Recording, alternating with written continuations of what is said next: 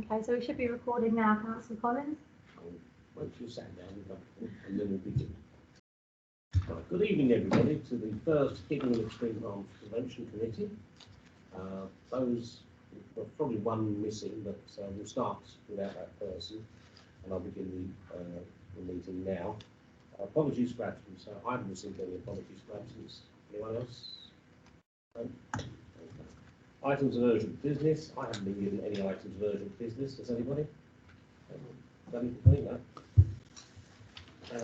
With regards to the things we'll be discussing, are there any declarations of interest, please? No. Okay. First thing.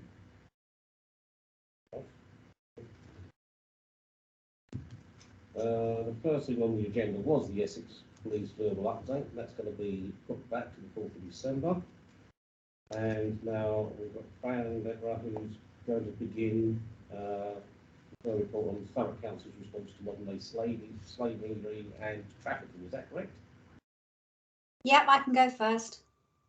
Okay. Okay, I'm struggling to hear. The sound of this side isn't very good. Yeah, so I might need to, so when we come to questions, might need to sort of take it a little bit louder. Okay, so what I'm going to do is, my apologies first for not being there in person. Ordinarily I would have been, but the date of the meeting got rescheduled, and unfortunately I've got a prior engagement tonight, so that's why I need to go on first. And I also apologise in advance that I need to leave a bit earlier as well tonight. Okay, so you have before you a report and a few appendices. What I'm going to do is give you quite a high-level strategic walk through that report. And what we've not done is gone into a huge amount of detail, but of course we're here to answer any questions should you need it. So originally we were asked to do two reports, one of modern-day slavery and one of human trafficking, but because the two are very closely linked and are recognised in statute in the Modern Day Slavery Act as being consolidated, I've produced this in one report. It would be very difficult and quite confusing, I think, to have teased out two different areas and two different reports. So just to go back to the Modern Slavery Act in 2015, where the two were consolidated, this was to ensure that there was enhanced support and protection for victims, and that through supporting the criminal justice system for perpetrators would then be convicted and can then be given more suitably severe sentences. So that's just a bit of background as how the two have come together. I've said in the report a little bit about what modern day slavery is and what human trafficking is. Forgive me if you already know this, I'm just going to quickly run through it again. So modern day slavery is the illegal exploitation of people for personal or commercial gain. It covers a wide range of abuse and exploitation, including sexual exploitation, domestic servitude, forced labour, criminal exploitation, and in very rare cases also organ harvesting. Victims of modern day slavery, they can be of any age, of any gender, any nationality or ethnicity, and they are tricked or threatened into work and may feel unable to leave or report the crime through fear or intimidation. They may not always recognise themselves immediately as victims. Human trafficking is when people are brought to or moved around a country and forced to work or do other things they don't want to do. So therefore one is about movement, human trafficking is about the movement of people, and the other is about the actual nature of the exploitation. Traffickers and those who draw people into exploitation and modern day slavery, they use violence, they use threats, false promises, well-paid jobs and a better life to trick victims into working. So in Thurrock, over a number of years, we have had a modern day slavery strategy and also an action plan. And we work closely with our partners to ensure people are aware of modern day slavery and human trafficking. A lot of our training is around how to spot it, how to respond, and we have in place the action plan, as I said, which is regularly updated through the Community Safety Partnership. The Modern Day Slavery Act does place duties on the local authority to refer to what's called the National Referral Mechanism and try to do everything it can to prevent.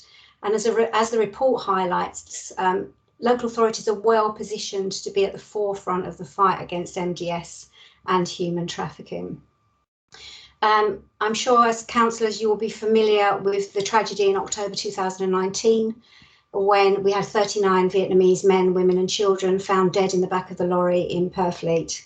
and you will be aware of the large-scale police operation that led to the convictions of criminals that exploited adults for financial gain.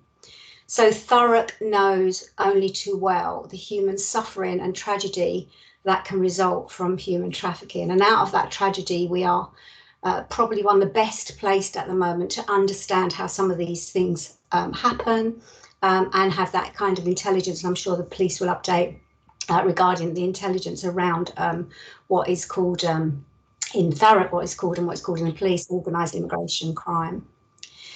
So the name of that operation was called Operation Melrose, and from that experience we have a multi-agency port watch which is called Operation Bluebird, as it's known, and it regularly meets to ensure that we continue to do everything we can, that we never see such a tragedy again.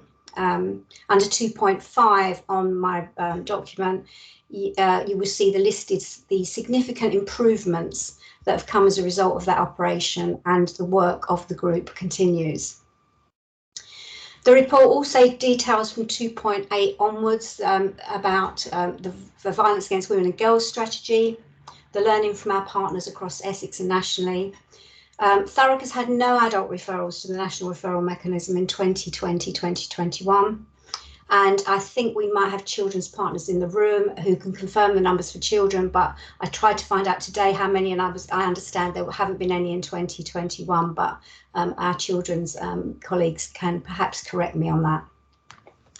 Are we talking about the National Referral Mechanism, yes? Yeah. NRMs. We've had quite a few NRMs, but only in respect of criminal exploitation. So it's, obviously it's the same criteria, but we've had quite a few. I can't think of the number off the top of my head, but we've had quite a few positive NRMs when we've got feedback in reference to child criminal exploitation, in reference to gangs. Oh, great! Thanks very much for that. Is that 2020 and 2021? Yes. Yes. Okay, thanks. The report also talks about nationally there is a 33% increase in referrals in Q1 in 2020. And what we have seen over a number of years, and I was involved in some national work regarding this, is that every year, referrals steadily grow. I think that's what we would expect to see, because growing awareness of modern day slavery and better training for first responders has hopefully improved the way this abuse is tackled and led to more referrals of potential victims. Appendix 4, and I know Michelle probably wants to say a little bit about this, shows Thurrock's proposed modern day slavery statement. Now, at the moment, it's not compulsory to have a statement, but we believe it will become compulsory within the next iteration of the Modern Day Slavery Act. So good practice at the moment says that every local authority should produce a statement. We've got that in Appendix 4, and it is one of the things we're going to ask for your feedback on at tonight's committee. If we go to section 3.1, I've talked about the Local Government Association, which has produced guidance for local authorities, ensuring that councils have a key role to play in tackling modern slavery, which also includes identifying and supporting victims and working in partnerships locally. The council's role can be separated into 4 distinct areas, and under 3.1 we've put those areas into kind of a handy little chart for you to show you really that we are following that as good practice and where we're at with that. So this looks at the identification and referral of victims, supporting victims through safeguarding children and adults with care and support needs, community safety services and disruption activities, ensuring that the supply chains council procure from are free from modern slavery, and hopefully against those the committee can assure itself that these areas are as follows. And I'll just pull out a couple for example. So the identification and referral of victims, that's under section 52 of the Act, is our public duty. And we at the moment, as I think I already said, we have existing training for frontline practitioners. It's delivered by an external organisation. Obviously, we've been in the middle of COVID and COVID-19 restrictions, so a lot of this has gone online, and the training, it's fair to say, is probably interrupted during that period. But it only raises the awareness of the duty, but also how to identify, refer and support victims. 2 sessions hosted by Free Your Mind training, which was by the Referral Theatre, and we have free e-learning promoted by adult safeguarding regarding modern day slavery. And our next steps will be to host more training, carry out a kind of an audit on staff knowledge, and a survey to assess what kind of training needs people will have in the future. And we support Anti-Slavery Day, which is passed now, it was on the 18th of October. And then another one, if we go down further, then we've got Community Safety Services and Disruption activity, and we continue to explore collaborative communication opportunities with our colleagues across Essex on modern day slavery and human trafficking. And we aim to provide consistent messages in response across Thurrock and wider Essex. And this is just to give you some information about the police team, which consists of 2 times detective sergeants, 8 officers, mainly detectives with over 10 years experience each, and 4 investigating officers. They've recently delivered training to communities through the Independent Advisory Group. And we are trialling a model, we plan to trial a modern day slavery and human trafficking newsletter to partners to keep topic on the forefront of professional minds. There's some other examples in there. So to come back to what we wanted in terms of the recommendations to this committee, I've just given you a very high level whistle-stop tour of some of the activity in Thurrock. Our recommendation is that the members of this committee scrutinise and assure yourselves of the response to modern day slavery and human trafficking in Thurrock, and ask any questions you need to ask. That members of this committee consider Thurrock's statement on modern day slavery, which is in Appendix 4. We will be taking that to recommend to Cabinet to sign off. And that members agree a process through the annual work plan for monitoring of identified actions to ensure that the Council fulfils its plans in relation to our duties under the Modern Day Slavery Act. Okay, I shall pause there. I realise I've just given a huge amount of information, so I pause there, and I'm sure we've got some other people in the room as well who can help if you want to ask any questions. Okay, Frank, thank you very much indeed. First of all, I'll put this out to committee. I know Councillor Anderson wants to ask a couple of questions. And Councillor Rowell. Anyone else? Okay. Councillor Anderson. First of all, thank you very much for your report, Fran, and talking us through that. The first question I had was regarding something you brought up yourself, section 2.5 on page 133.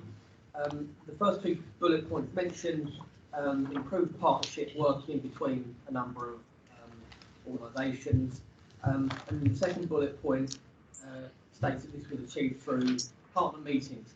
I'm always just a little bit wary when it comes to saying that communication is much better and we're working much better together because we're having some meetings. Are you able to give an idea, as to how these meetings are actually improving communication? Because that bullet point just says we're having meetings, which is fantastic. That's not a problem at all. But are you able to give a sort of better idea as to how this is helping partnership working? Okay, well, I can start and others can come in if they want to. The meetings are actually incredibly productive. So they are not just talking shops. They're not just where we're all kind of sharing what's going on. They are full of action points, and they're full of what we need to go away and do, what we need to be really mindful of, can sometimes share intelligence, and we, as meetings go, incredibly productive and incredibly focused, and those partnerships are really strong. And I don't know whether Michelle, I can see Michelle and Cheryl nodding away, so because they sit on some of those meetings as well, so I'm sure they probably want to come in as well. But to reassure you, from my perspective, they are, pretty essential, I think, when we're working in this area. Yeah, follow-up question. I think Michelle wants to come in. Come in, Michelle. Thank you, Chair. Yeah, just to add to what Fran said, absolutely, it's not just about a meeting for meeting's sake. It's really brought together agencies that prior to Op Melrose maybe weren't working and sharing as much information as they could have been. I'm talking about Border Force, I'm talking about central teams, the NCCA, immigration teams, as well as both our local policing teams and centralised policing teams. And what that's enabled us to do is to really identify the patterns across those two teams as to when we were seeing incursions coming into the borough or passing through from Dover.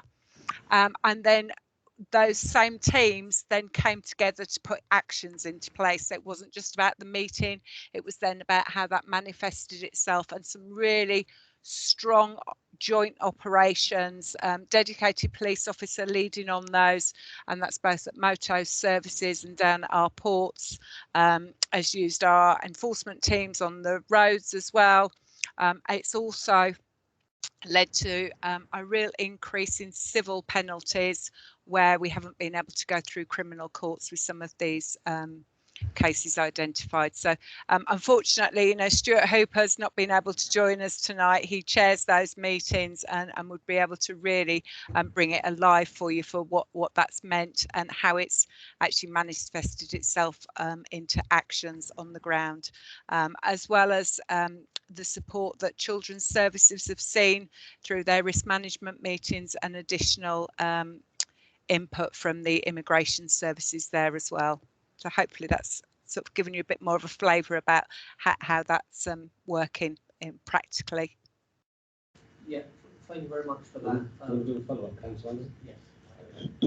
Thank you very much for that, Michelle. It's good to hear, you know, about that cooperation, because there are a lot of organisations involved in the, you know, you mentioned a few, Border Force. So yeah, and I'm sure we can go into this going forward as well. The second question I had was, at the moment, we've got the Nationality and Borders Bill going through Parliament. I understand that the consultation process for this has ended now. I wondered if were local authorities called to engage in that consultation by central government at all? And if so, did we engage in that or have any input in that? I'm not sure about that. I'm not sure which part of the consultation we may or may not have been involved in. Normally they do go out wide, and we would have thought we would have. Michelle's looking puzzled too. No, I think. Hi, Francis. Do you want me to come in there? Please. So there, I think that the consultation went out in respect of how local authorities were managing unaccompanied asylum-seeking children and the issues that were prevalent for local authorities across the England in relation to unaccompanied asylum-seeking children entering. And some of the feedback that we were providing, a number of local authorities did provide, but Thurrock did as well. And I think some of what we were highlighting,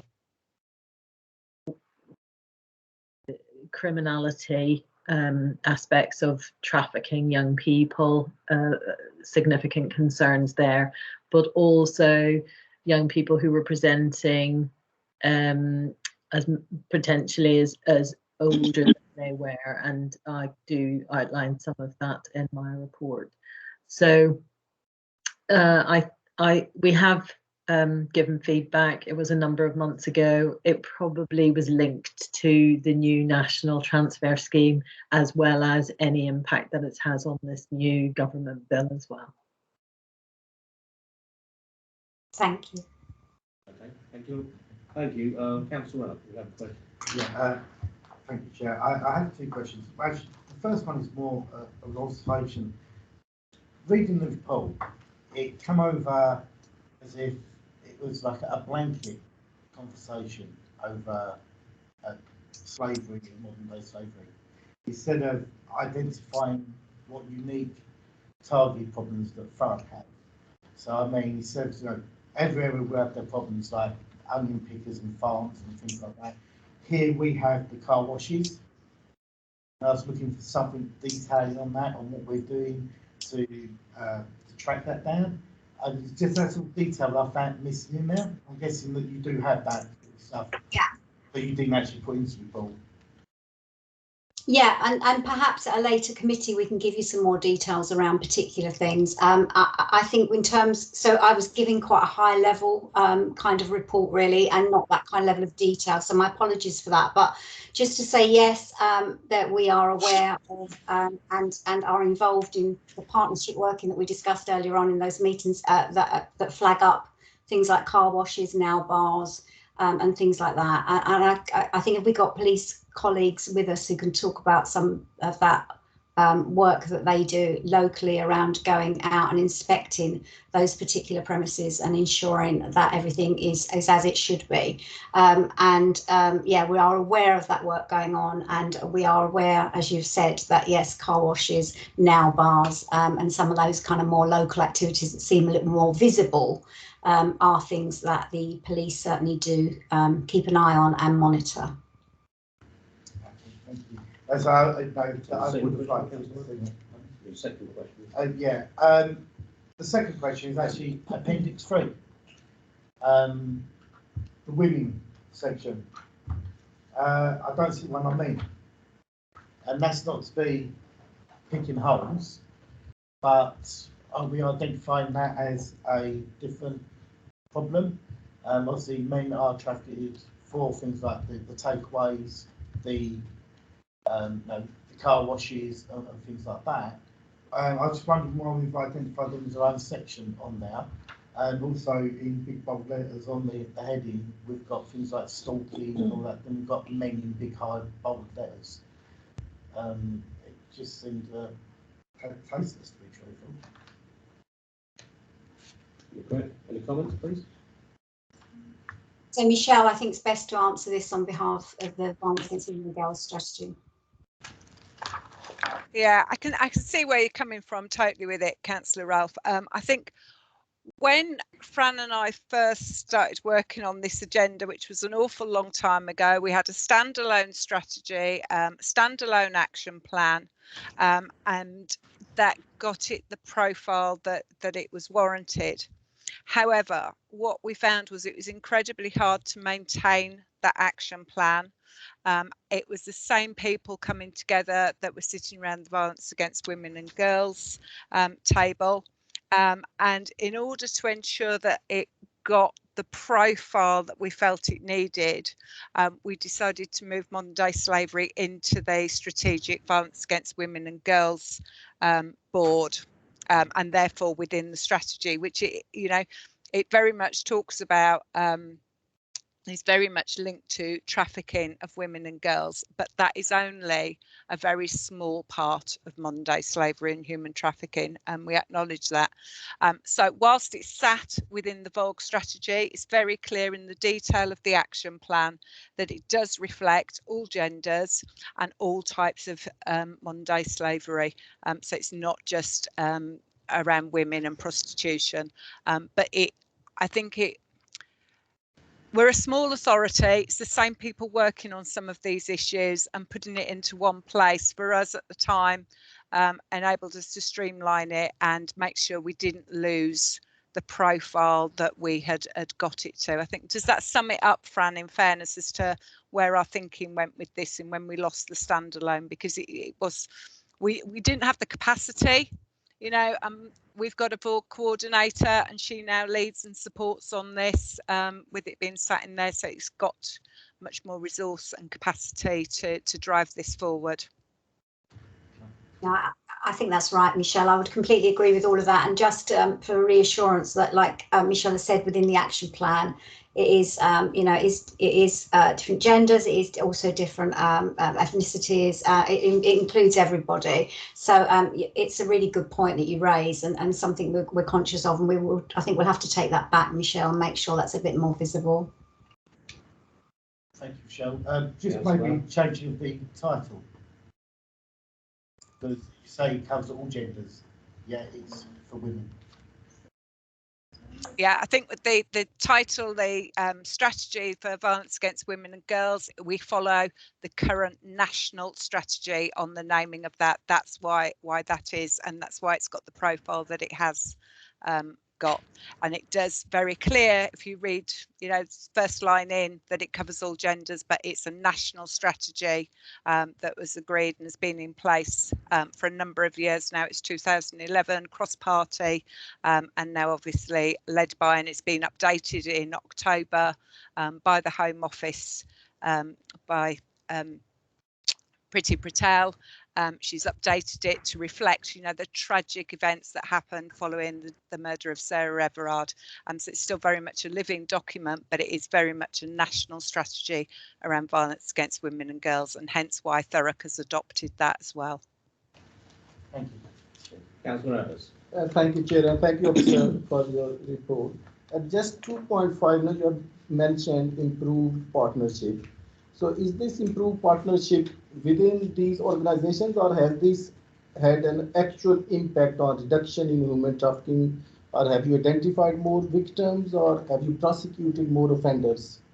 So what does this, the whole improvement partnership means? Well, so I think some of that detail will be with police colleagues and not ourselves in terms of convictions and other identifications. We certainly have a heightened awareness because of that partnership working. That can certainly inform our training strategy. It can certainly inform everything that we're doing in this area. Occasionally we will be involved in certain police operations, but they will be very confidential, not things we can openly discuss at this point. But yes, I think in terms of the figures of disruption, you would have to get them from our police colleagues.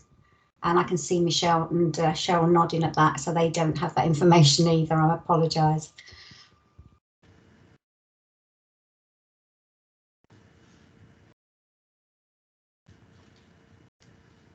You want to say something, Michelle? Is anyone speaking? I think No, okay. You're a long, long way away, and it's a very small screen. The whole bit right there, you can't see that. Perhaps you just put your hand up and say no. Any questions? Okay, well, I was going to do that one. I've got a couple. Just refer to the position statement on male victims of crimes considered in the cross-government strategy on ending violence against women and girls, VARG. And there was a statement from the government on a position paper trying to equalise the attention between the focus on violence against women and girls and equalising it with violence against men and boys as well. Have you seen that position statement?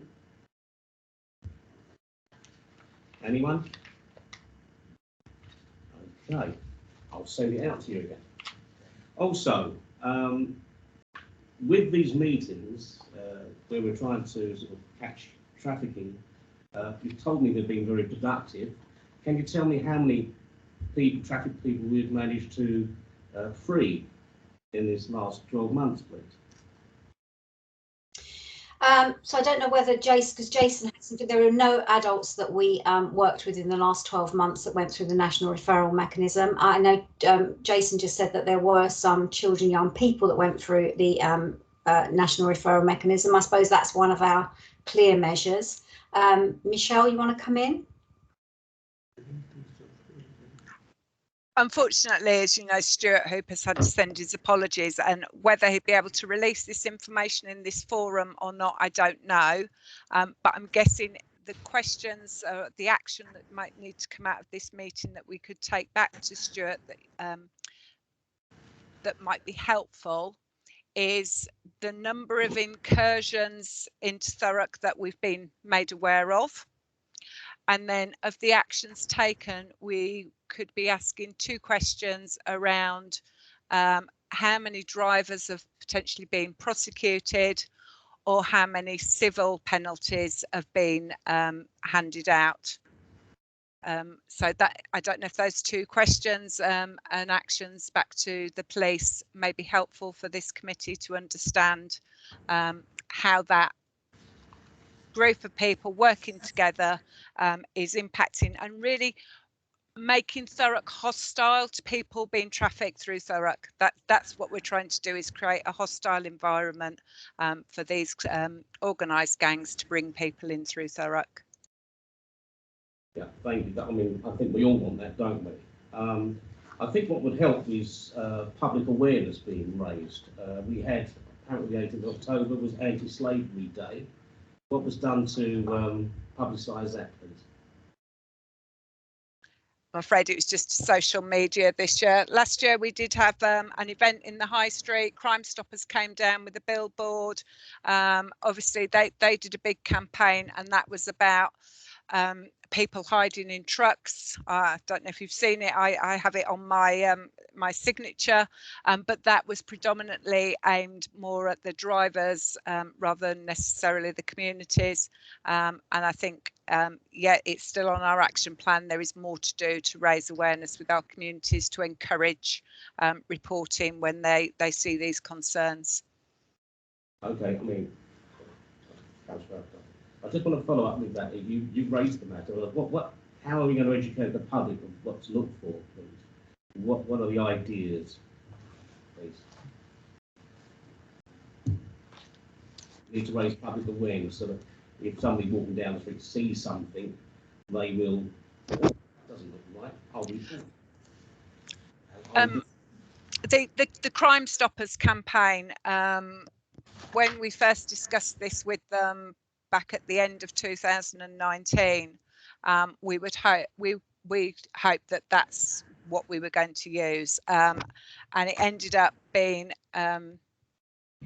just try to find the right choice of words to use here, rather than being a locally run campaign with Crime Stoppers that we'd agreed, and we'd put some money aside to support, because the Home Office, national crime agencies, etc., became involved on the back of Bob Melrose.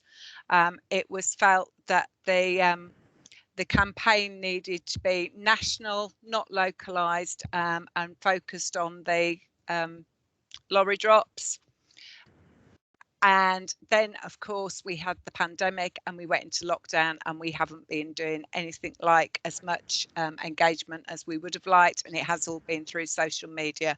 So yeah, it's something we still need to do, and we need to go back to Crime Stoppers, I think, to try and utilise a national campaign, but one that's very much focused on communities and what they're seeing, rather than on the lorry drivers and that side of it, and businesses.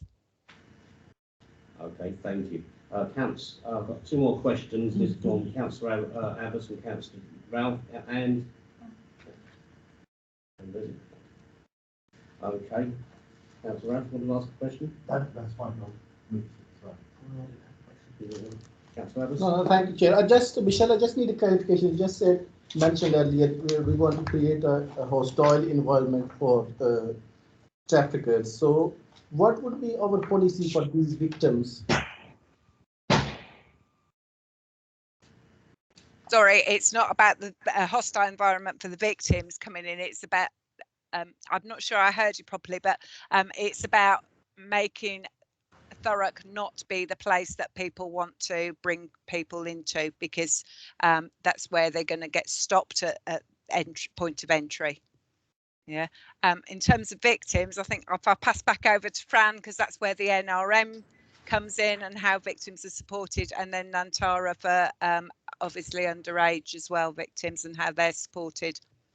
So it's not about being hostile to victims, it's about being hostile to those traffickers, so they're not able to operate as they were doing clearly. So yeah, so regarding victims, should we have a very experienced, a very skilled and knowledgeable adult safeguarding team that is ready to, when referred, to you know, really investigate this issue under Section 42 of the Care Act, whereby it gives us the duty to investigate should we believe that anybody is suffering any form of modern day slavery. But as I said, in the last year, we have had no particular referrals to the National Referral Mechanism. It's been a tricky year in terms of things being very hidden and behind closed doors in terms of safeguarding, but what we are seeing now generally is a massive increase in safeguarding referrals. So I don't expect that will continue and that we will get some referrals. And Tara will be able to talk about the children's, and I've got fireworks going off in the background, so I'm just going to mute my microphone now. In relation to children, which I have outlined in my report, there is the Appendix, which is to support the victims not being treated as criminals. So they are allocated a social worker, they're not arrested, they're transitioned to appropriate accommodation, and we do support them to flourish in the homes that we provide them and their social worker, and they're treated as any other looked after child who comes into the care of the local authority. I think in terms of a hostile environment, the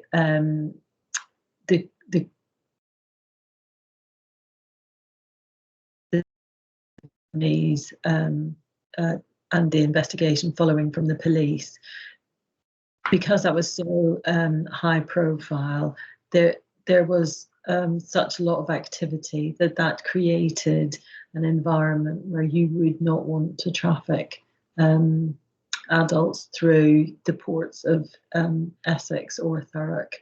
I think that it is a very challenging environment.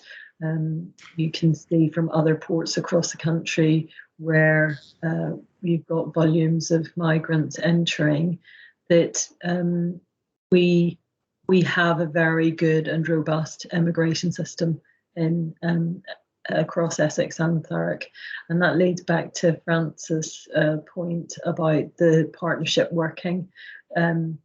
So it is, in terms of actions, one of the actions was to make this a place where people did not want to traffic either their young people or their adults. I obviously can speak more for the number of young people who were being or entering into Thurrock, and that the number decreased in the last 18 months. And obviously, similarly to France's data, we are seeing an increase in that as lockdown and COVID recedes. Thank you. Okay. Just a small comment on. Yeah, that's right. Next, but then I'll let you go, Councillor Abbott, and then we'll go on to discussing the draft modern slavery and human trafficking statement. Councillor Ridley. Thank you, Chair. Just with the travel restrictions we've had over the last 18 months, has that led to a reduction in people trafficking at all, you know?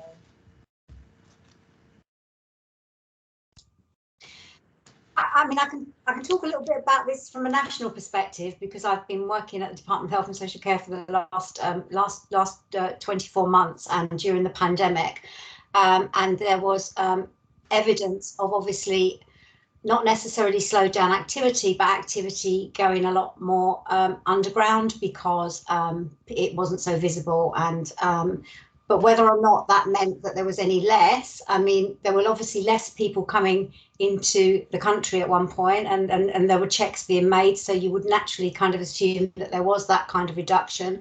But for those people already here and still being victims of exploitation, some of it went online, some of it just materialised in different ways throughout the pandemic.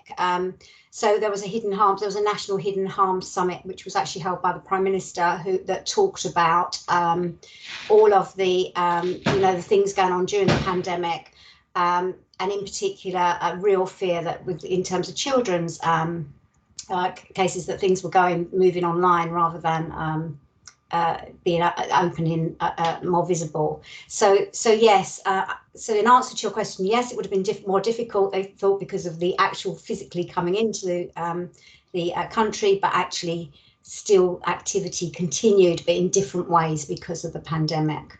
And that's just all I know from that kind of national kind of picture. But and I'm guessing that would be very similar across Essex and more locally. Councillor Evans, you want to follow up? No, that's fine. Thank you very much. Okay, Councillor Evans, last question, and then we'll go on to. Thank you, Chair. Thank you, Michelle. Just a comment earlier on, you just mentioned on regarding raising awareness about these very important issues. You have said like you will coordinate with Crime Stoppers on national level, and you have also mentioned you have some funding allocated for this. I think because of these dynamics, and obviously Thurrock is an entry point, you know, to these crimes. So I think we also need to kind of raise awareness locally as well, you know. Just a comment. Yeah, sorry, let me clarify. So we were going to do it locally in the year 2021, and we'd put the funding aside, and sort of our plans got a bit hijacked and taken over as a national campaign.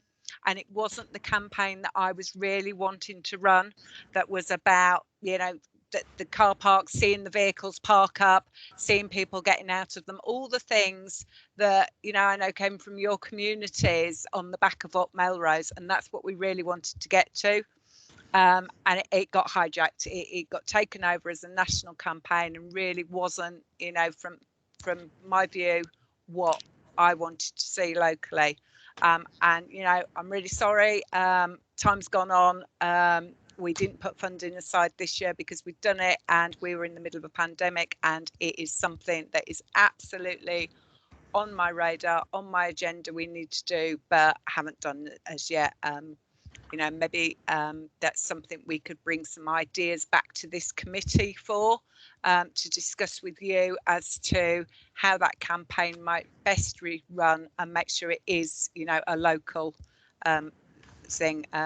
You know, there's just that was the original plan to do it, but it ended up being taken out of our hands, really, I think.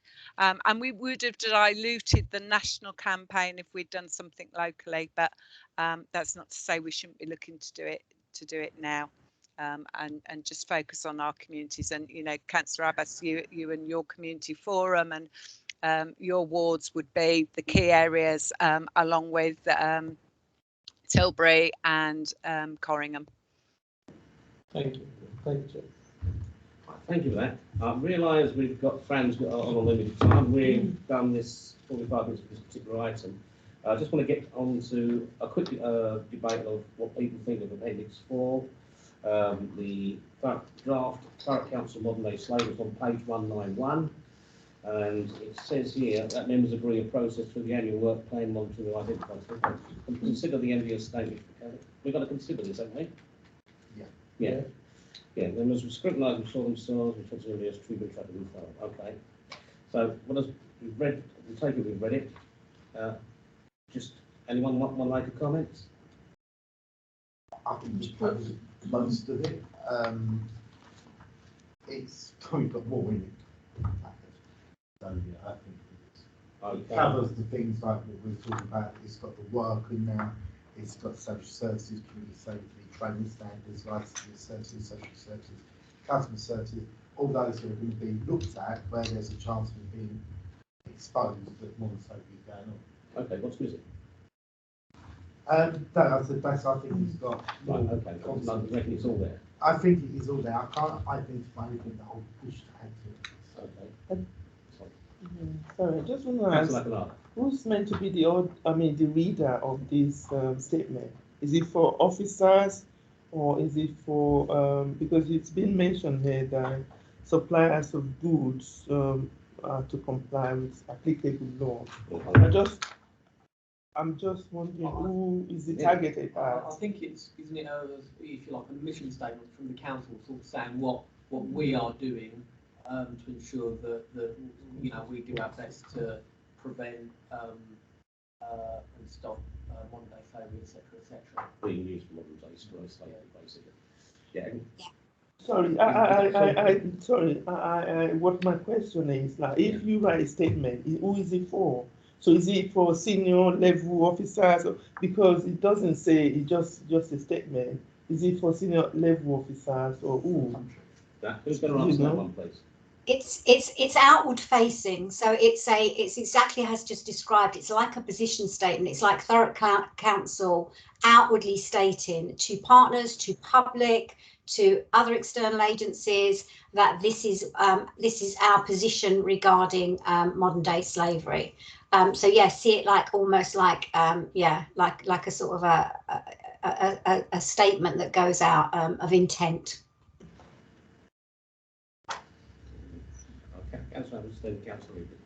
Yeah, thank you. Obviously, this is about a Thurrock Council. This is Thurrock Council's policy statement. But obviously, as an authority, we have a responsibility to make sure, all our businesses or anyone who is being operated from locally, they are also complying with all these policies. So, is there any provision we can add up where we can either raise awareness with these local businesses or producers or retailers or somewhere who are based locally or something? Or is it just within people who are working or contractors or subcontractors who are only associated with the council? Yeah. I think that's a really good point. I think, though, before we go out trying to share this with businesses, etc., asking them to adopt it as a council, we need to adopt it ourselves and then say, right, now this is our position. Now we can start to engage with our contractors, etc. Which is very much, how we treat the prevent agenda, domestic abuse in terms of businesses, etc. It's about getting our own house in order, saying this is what we're doing, this is what leadership looks like, and then sharing it out with other people. So will this draft will be reviewed annually, or how will it work? Sorry, I didn't catch that. This policy statement or a draft, will this be renewed annually, or how? Yeah. But bear in mind, this isn't. This is us getting ahead of the game. It's not being brought in as a duty yet. So when it is, I think, yes, it will be an annual review. But this is a number of councils have already put their position statement out, and we wanted to have ours prepared, ready, and try and, we think it's the right thing to do. We don't need to be wait on government telling us it's the right thing to do. We believe this is the right thing to do, and we should get that out there, and then the renewal of it. Councillor Rigby. Thank you, Chair. Yes, sort of following on what from Councillor Ralph's comments. Point number 3, when you said we will progress the modern slavery actions within the violence against women and girls strategy, would it not be worth including there, I know it's on the work programme about the violence against men and boys, making a mention of that in that sort of paragraph as well? That's excluded otherwise, isn't it?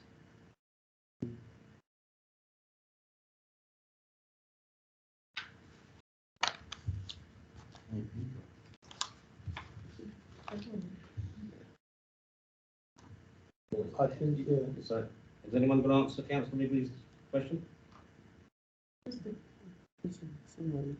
Sorry, I'm not sure where you're referring to. Are you on the recommendations?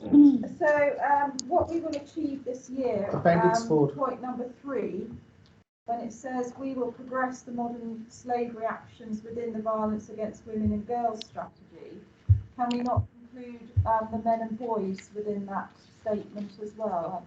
That is our published strategy, so we can't change the name of a published. No, but not change the name, but say, and is there not a strategy on violence against men and boys? I know it's in the work programme for December.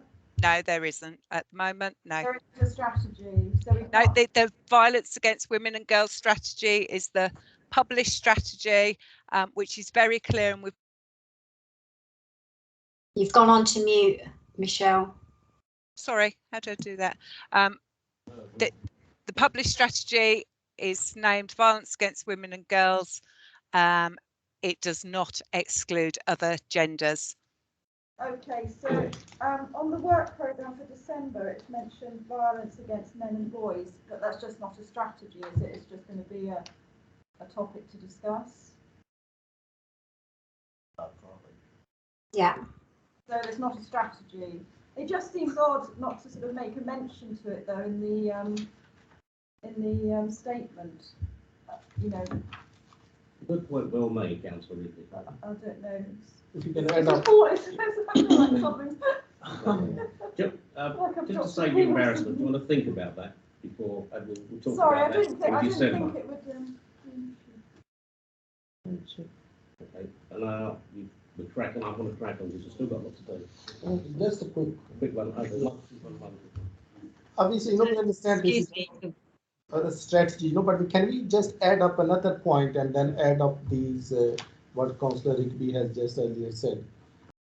We're not asking you to change these wordings, but just add up another paragraph or another bullet point where saying violence against men or boys or children. Okay, are you referring to this the appendix 4? Yeah, appendix 4. Yeah, second page. Okay.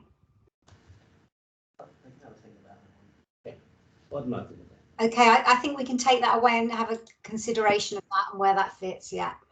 Good idea. Okay, Councillor Anderson, and then me, and then we'll have to move on.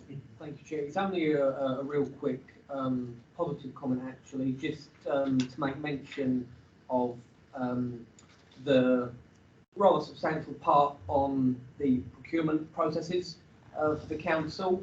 I'm glad to see that's in there, particularly because obviously all probably seen in the news about the awful treatment of the Uyghurs in China, and as a result of that, there's been a lot of discussion about procurement processes and purchasing, you know, made in China sort of stuff, and making sure that it's not been made with using slavery, etc. So I'm glad to see that that's in there. Thank you. Okay, thank you very much.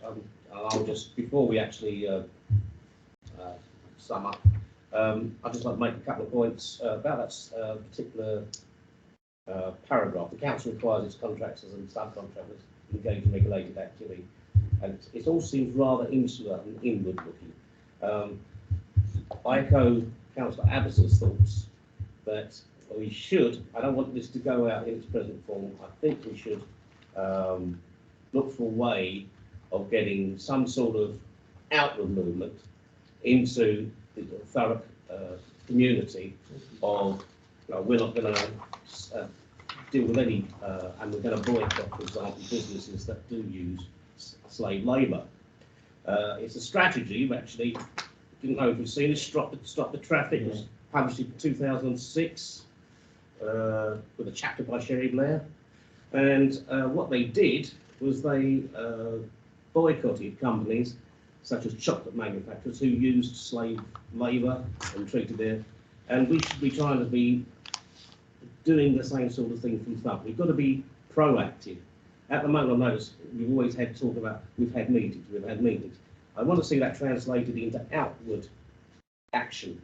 So we had a meeting and this is what we're going to do. So I want something like that in this draft. Otherwise it's just too passive. And also, finally, I think I've got a consensus around the table. We ought to have in Appendix 4, Section 3, we will progress the modern slavery actions with violence against women and girls strategy. The boys and men are going to be in there as well. And we had 39 of those people who died in that container. A lot of them were men and young lads. Why are they getting snubbed? I'd like you to take that on board and work that out again, please. Okay. What I'd like to do then, unless anyone else has got something really desperate they want to say. No, that's brilliant. Just, I think the officers have mentioned, clarified, like at point 3, this is the wording of this strategy.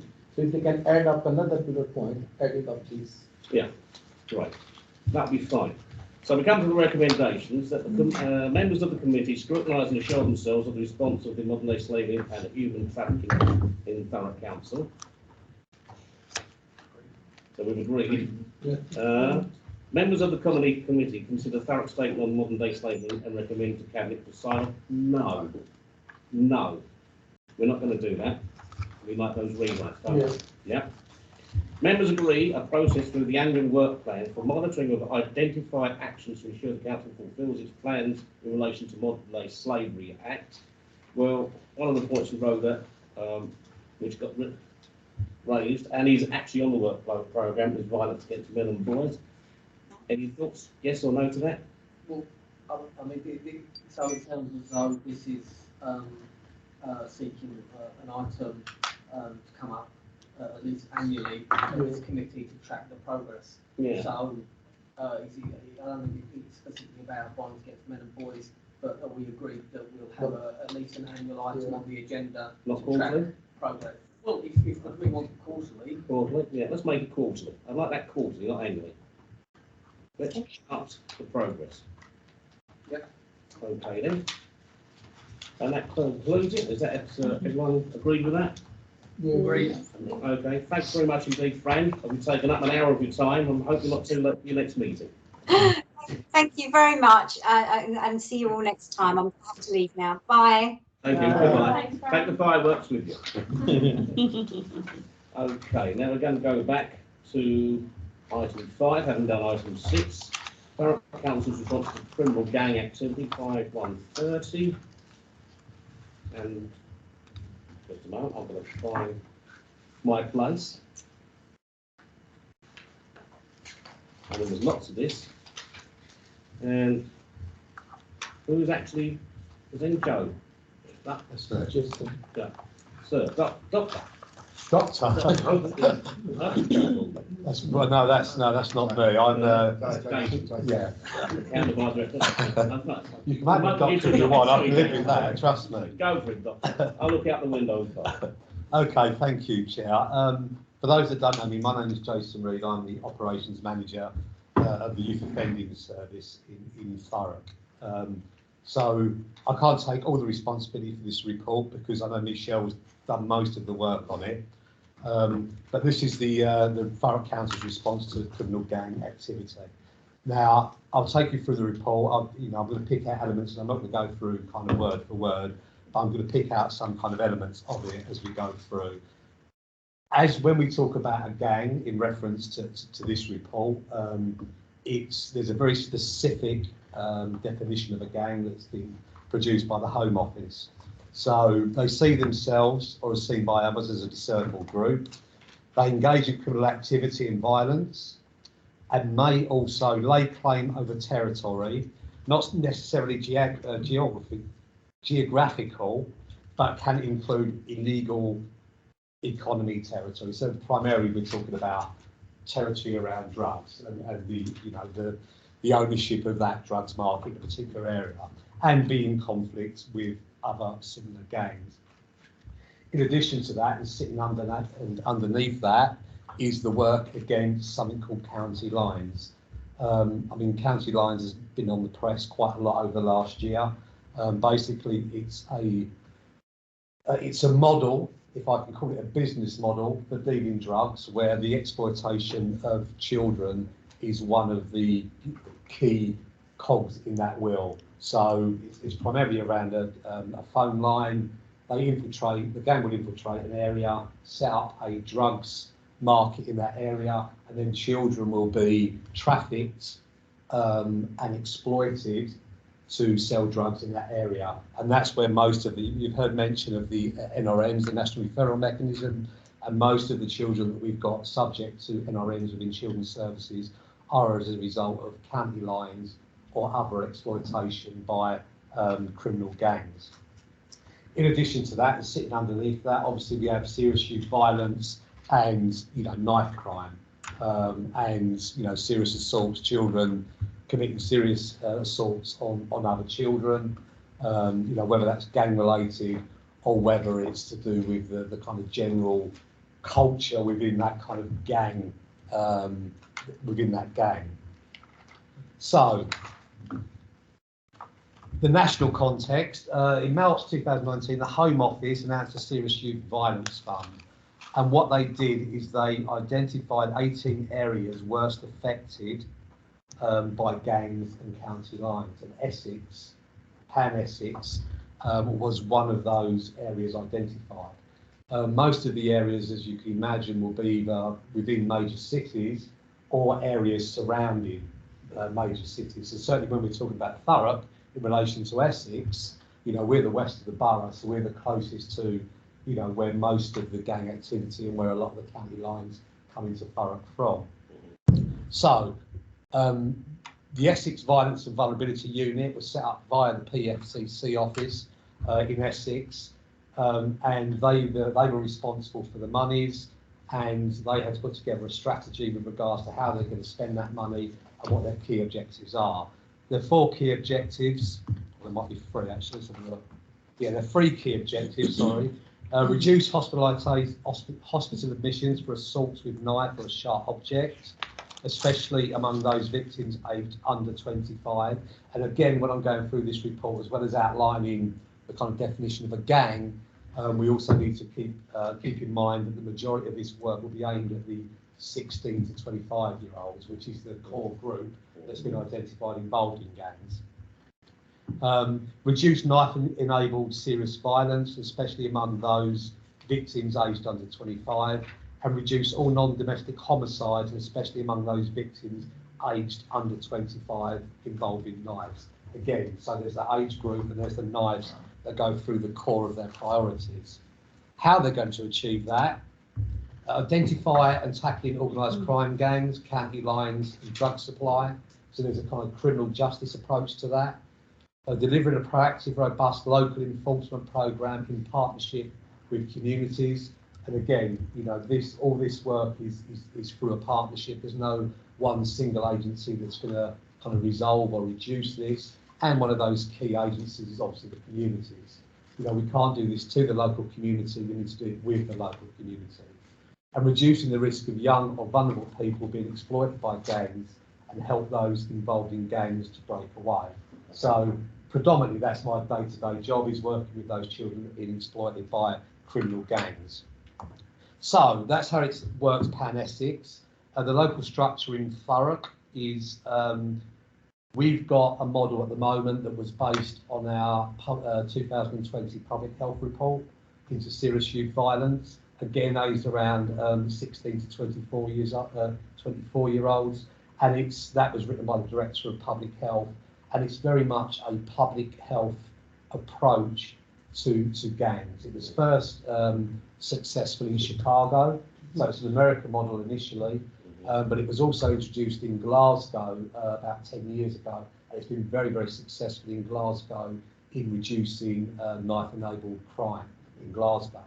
Then what I will say, as we kind of go through this, if you can imagine, again, public health, if you can imagine the recent approach to the COVID epidemic and how that was tackled, it's a very, very similar model, which is a basic public health model. And it is a long-term model. It's you know, we're talking a 10-year model here. But this isn't something we're going to resolve very, very quickly. So there's 4 elements to that model. The first one is surveillance, and that's really around gathering the data, the information, the intelligence. The second one is the primary prevention. That's around kind of working with those younger children that are coming through. It's about getting that message out into communities. The third is secondary prevention, and that will be a lot of the children that are open to children's social care, that are open to the youth offending service, that have been referred in for safeguarding because they've been exploited by gangs. It'll be those children that are subject to positive NRMs as well. And then finally, we've got the tertiary prevention. And these, when we're thinking again about the public health model, are those individuals that are in treatment. So these are your kind of high end. These will be the adults and sometimes children that are exploiting other children as well. So when you think about the gang structure, there'll be adults and young people kind of further up the structure that are exploiting the children below. So in order locally to introduce that model and to deliver that model, we've set up the Violence and Vulnerability Board, which is chaired by the Director of the Public Health. Prior to this, we had a serious youth violence strategy, but now that we've fully adopted the public health model, we've got the Violence and Vulnerability Board, which also kind of links in closely with the priorities pan-Essex and links into a lot of where the money comes from in respect to this, which obviously comes via the government to the Essex Violence Ability Board, and then comes to us as well, so that we can, you know, the whole of Essex is, it's a big county. You know, what we're dealing with here in Thurrock is very different from what they may be dealing with in Southend or Chelmsford or Tendring. So really, it's around the Pan Essex V&V unit giving us that money so we can prioritise what we need in Thurrock and address the issues that we've got here in Thurrock. So again, it's very localised and based on local data that we're providing locally as well. So we've got there's also, you know, sitting underneath this is the, you know, the safeguarding of those children that are being exploited, but additionally the exploitation of vulnerable adults as well. So especially when we're looking at county lines, it's often vulnerable adults that will be targeted by these gangs. You know, they may have a number of vulnerabilities. It could be mental health. They could have their own addictions, whether that's alcohol or drugs. And these are the kind of individuals that will often get what's called cuckooed. So the gang will take over the vulnerable adult's house and then start dealing drugs from that house, using the children to deal those drugs. Fundamentally, again, when we're talking about gangs and we're talking about drugs, we're mainly talking about Class A drugs, predominantly crack and heroin. You know, there'll be other dealers that work with cannabis and you know, recreational drugs, if I can call them then, but a lot of the money, well, enough all the money in reference to the gangs is in crack and heroin. So again, we've broken it down. We've got a summary of actions here under those 4 priorities. The first one is surveillance. I'm not going to go through them point by point, and you know, I'm open to questions afterwards. But we've identified, using police data, we've identified some local hotspots where we're focusing a lot of that work, and a lot of that work will be police-led as well. You know, again, around that kind of criminal justice approach. You know, often with a lot of these individuals, it's only when they get arrested and there's an outcome that they get to enter services, especially restrictive services like, you know, that the Youth Offending Service provide and the adult probation service provide as well. There's also 11 micro areas as well where we've got high visibility policing, which is under Operation Grip, again led from the police to kind of a high profile, so the gangs are very aware that there's a police presence there. We've also doing a lot of kind of in-depth data around this. We've identified a triangulation, certainly in respect to children, between children that have got special educational needs. So they will be presenting, will often be in children's services for children in need and the children in need states as well, and exploitation by gangs because they're a very vulnerable group. So again, we're using local data to identify very vulnerable groups so we can put in resources and funding to address that issue early before they become further exploited and further involved. The next steps for surveillance. The Adult Safeguarding Board is looking at work streams or working on work streams around vulnerable adults, as I mentioned earlier, being exploited, and there's continued development of products available through Exantua to support early intervention. A lot of the partners that have got hold a lot of this data are doing work, certainly within the local authority, but across the partnership as well, to gather that data so that we can target the resources to the right areas. So next we move on to primary prevention. Again, this is the message we're trying to get out to communities. It's about raising awareness so that we get to hear a lot of, you know, so that we can get the intelligence and the information coming into services. So we've been doing a lot of awareness raising in schools, and we've got a gangs and exploitation post within the Youth Offending Service who does a lot of that work across children's services in schools. We've even taken it down to working in primary schools to get that message across as well, although we kind of changed the language a bit because, you know, what we don't want to do obviously is, you know, is frighten the community. You know, we need them to be aware of it, but they also need to be aware that, you know, we've got it under control and that we're working towards kind of resolving it on a long-term basis. You see in Appendix 2, there's a leaflet that's gone out for parents, which is an information leaflet around gangs and child exploitation. We've also got a leaflet for professionals as well to raise their awareness. And there's a lot of work that's been done in respect of family and parenting through the Brighter Futures strategic plan and their delivery plan as well.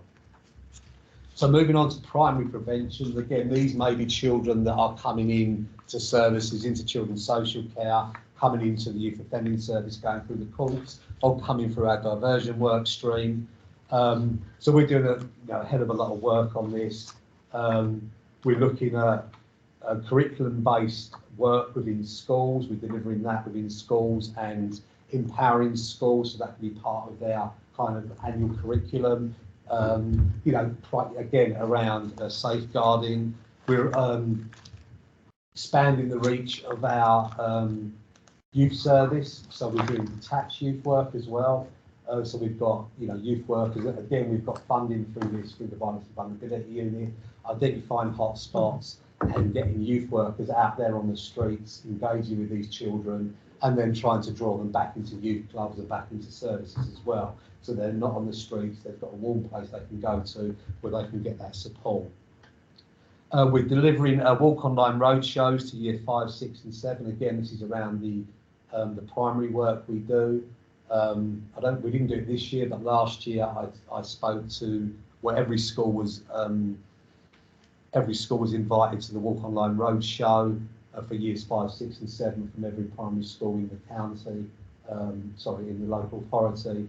And I personally delivered a half-hour presentation to those children around, the risks of individuals offering them, whatever they may be offering them to groom them so they can exploit them. So it was really about building those resilience in our future generation within Thurrock. Future actions on secondary prevention. Again, we're looking at further funding. St Stephen's will be delivering youth outreach work in West Thurrock and South Stifford. So again, it's more street level detached youth work. Red Balloon, again, have been commissioned. Red Balloon are a third party organisation, and they're working with our youth workers as well in delivering work across Thurrock, again, detached youth work. We've got a mentoring project with the Youth Offending Service, which is focusing on our vulnerable groups, which is children with special educational needs. And we've just introduced a schools policy around knife crime. So if a child is found with a knife in school, often what will happen, or what used to happen, is straight away the school would exclude that child. Now, not all children that carry knives in schools are connected to a gang. Sometimes it's around kudos and showing off to their friends. So we've introduced a schools policy, and we're very aware that most young people involved in schools have been involved in gangs have been excluded at some point or another. So what we do is we work with the school. The child will get fixed term excluded. We will do a risk assessment, the Youth Offending Service. We will work with the police. We will get something called a youth conditional caution, which will have a number of conditions on it. And we will do an intervention with that child, with their family, and with the school to ensure that child can be safely reintegrated back into mainstream education, rather than ending up at the PRU, the Olive Academy, because then what happens is you get what's called a thicker soup. It's all the children that may present a risk or are vulnerable to gangs all in one area, and often the gang will know that that's an area that they can target because there's vulnerable children there. So they know straight away that they can recruit those vulnerable children. So the next steps for secondary prevention, again, it's around more work in the Olive Academy. We've funded through the VMV, we're introduced St Giles Trust. Jason, I don't mean to be rude. Yeah. I don't want to interrupt what I'm concerned about time. Have we all read this report? Have you all read this report? Yep. Because I think some of us are bursting to ask the questions. You're reading what we've already read, and we just want to ask the questions. Okay, that's fine. Is that all right? Yeah, no, that suits me perfectly. No disrespect. No, that's fine. I know that you're a very hands-on department. You've really got a very good reputation, so you don't have to sell yourself to sold. All right. So I've got three people who want to ask questions. Anyone else? This has been indicating. Okay. I'm sorry, Councillor, because you didn't raise your hands quickly. No, I didn't know that people have been. I was following the report and then thinking afterwards. Then I can. Now I warn you, Jason, you're going to be peppered. That's fine. I'm fine. Everyone wants to know what you know. Okay. Right, so Councillor, straight away. Could you make them sort of quickly to the point as well? Because I'll try. As you know, Jason, every day if you go to school or walks out of the house, there's an opportunity for them to convert you to a gang. Yes. Locally, let's say with Michelle today, we'll rank her and she understands more important we have now in the centre and the gang related activity we have there. Twofold question. One is how confident are you of the funding coming through? And what struck me through the whole report is I want more flexibility of you to be able to adapt to the changing landscape that how these drug dealers and gangs are working. So although it's great to have this strategy here, gangs change all the time, how they work and how they operate. So you're going around recruiting 12-year-old kids to go around on their e-scooters to do their dealing for them. So that requires a lot of eyes on the ground. And as you said, having people out in those streets working with these kids, they will know that. And that is why I'm concerned that we need this funding to be there for that through. And that is, it comes down to that question. Are we getting the funding? Well, we're getting the funding. We're getting the funding obviously at the moment because the funding runs till the end of this financial year. So that will end in the end of March next year. So we've had that funding. It's been very successful. There is currently work pan-Essex around how we are going to continue funding this. What we need to do is embed a lot of what's been done over the last 2 years into, locally. We need to embed that. There will be funding going forward. I doubt if it will be as much, but I certainly know that the Violence and Vulnerability Unit is currently in debate about how they're going to fund this going forward with the PFCC office. So that's all I can say really on the first part of your question. In respect to the second part of your question, I mean, what I will say is that the beauty of what we've got at the moment, I think as I said earlier, is the Violence and Vulnerability Unit are very clear that we locally decide how to spend the money that we're given. And based on the surveillance element of the public health model, the idea is that's what we use to identify where the money goes. So by gathering the data, it's not only about it's not only about age group, it's about areas, but also looking being very adaptable. The police are obviously a huge partner in this as well. So again, it's about gathering all the information, all the data, the intelligence that we've got locally to ensure that we spend that money on where it's needed. And I think we've already got that in place, and I think it works quite well at the moment, if I can say it myself. It's about having that place. Yes, yeah. I mean, what we'll say with regards to eyes on the ground, I mean, I've given training to all the clean agreement team as well. So again, we've got people from the local authority who are out there on the streets every day doing their jobs, but just raising awareness for them to give into police intelligence, to come back to me and say, well, I saw this or I've noticed this. So it's really, so it's not only and to the community, I've given training to the community as well. So again, it's about the community identifying what's going on in their community and ensuring that's reported through the right channels. Right. The other one was about the leaflet going out to the parents. Yes. And that, and the wider public knowledge of it, and highlighting that problem we have is identifying kids that all of a sudden they're not the kids you think their parents don't work and this and now they've got money. We're also having problems where kids are well looked after at home and they've got money home, but they want no money with money or that ego of being. How do we identify those children that they're changing behaviour? Some of them are not doing the drugs, they're not outwardly changing. How do we get people to identify, oh, that's a bit weird, you didn't used to do that? What sort of training or guidance can we give to people to have that? It just didn't seem to be, the detail was a little bit. Okay, I mean, if you if you look at the leaflet for parents, I think there's something on the back called Know the Signs, and that's really the kind of signs that parents and Yeah, I just anybody thought that's more for if your kid was getting into the drug side of it, not. Well, I mean, again, looking at that sign, know the signs. Again, they're the signs that would indicate that. Missing from home. We've got a missing panel within Children's Services that identifies children that have gone missing for a period of times. Often, a child that's been exploited on a county line will be missing for a week, because they're off in Yarmouth or wherever. A decline in school attendance, again linked to missing.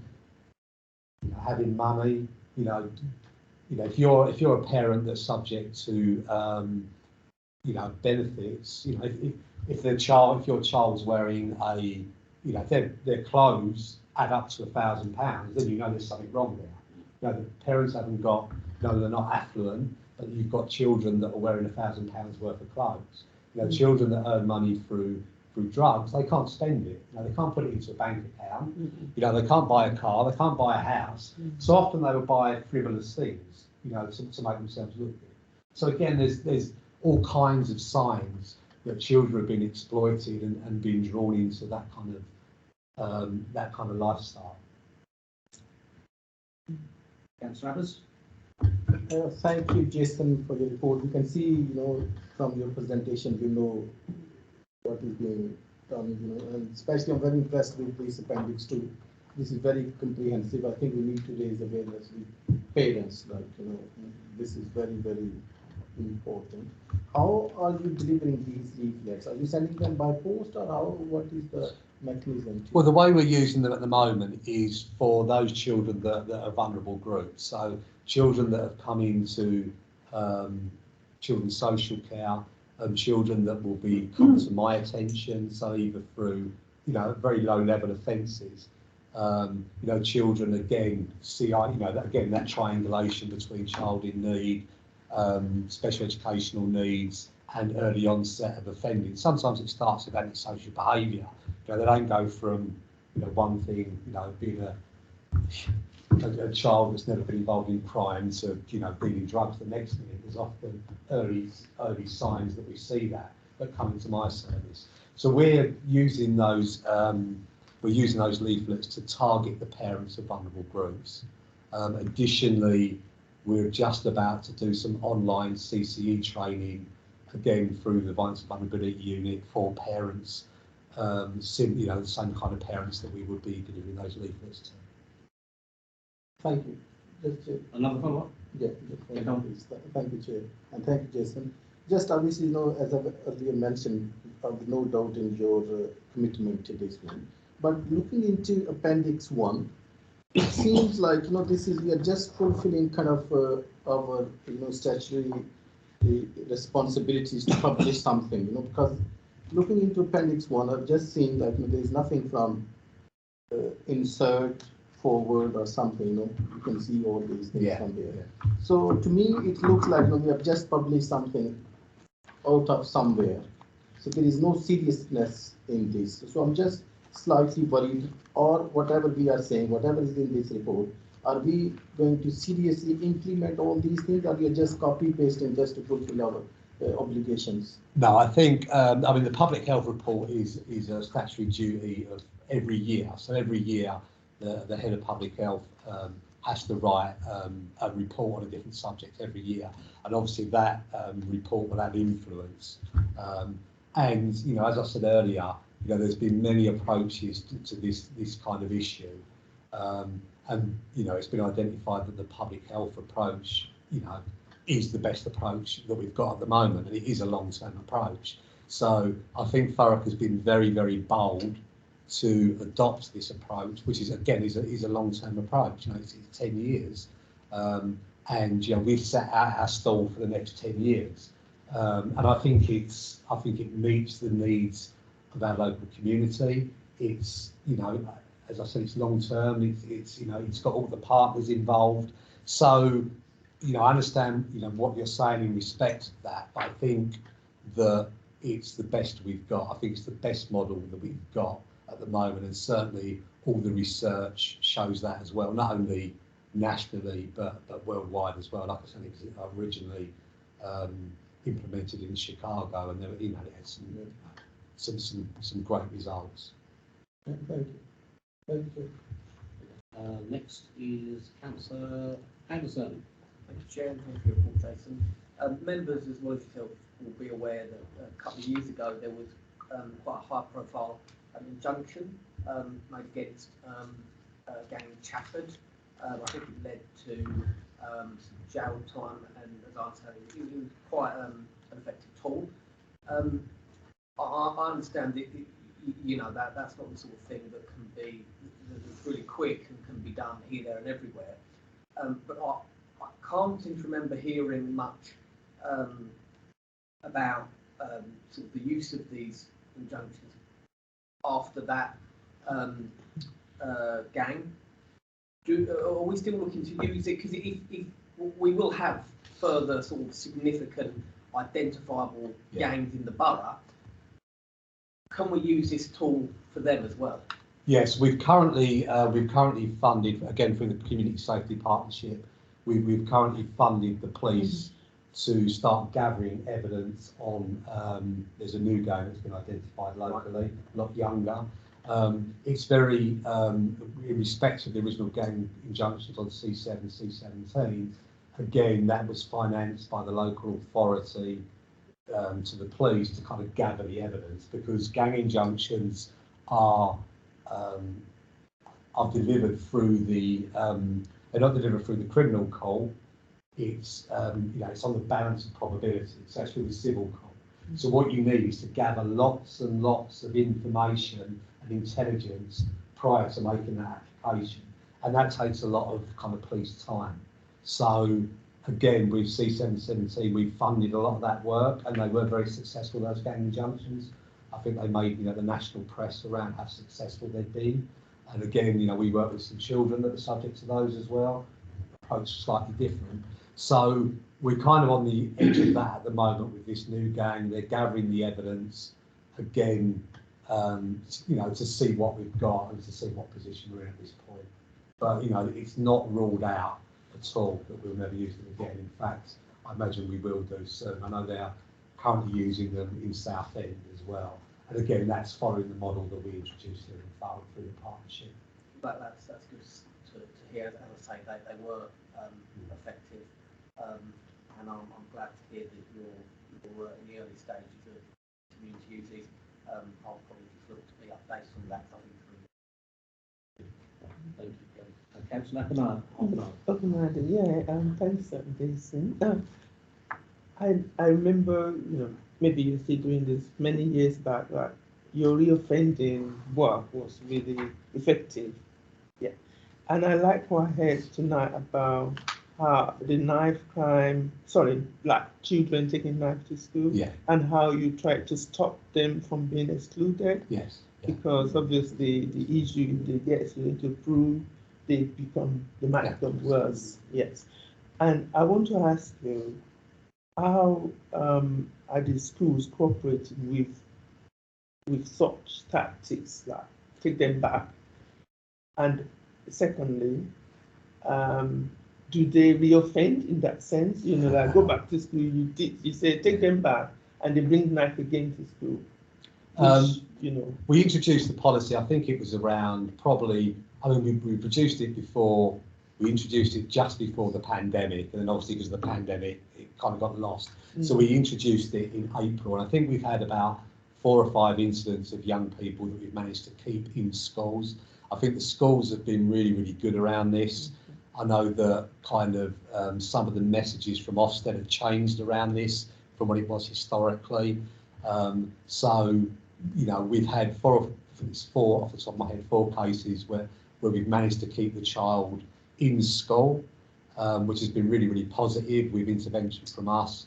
And thus far, and one of the girls was only 10 years old, was in transition. So you can see, the ages we're working with. And again, she wasn't involved in gangs, but she thought it was quite clever to bring a knife into school.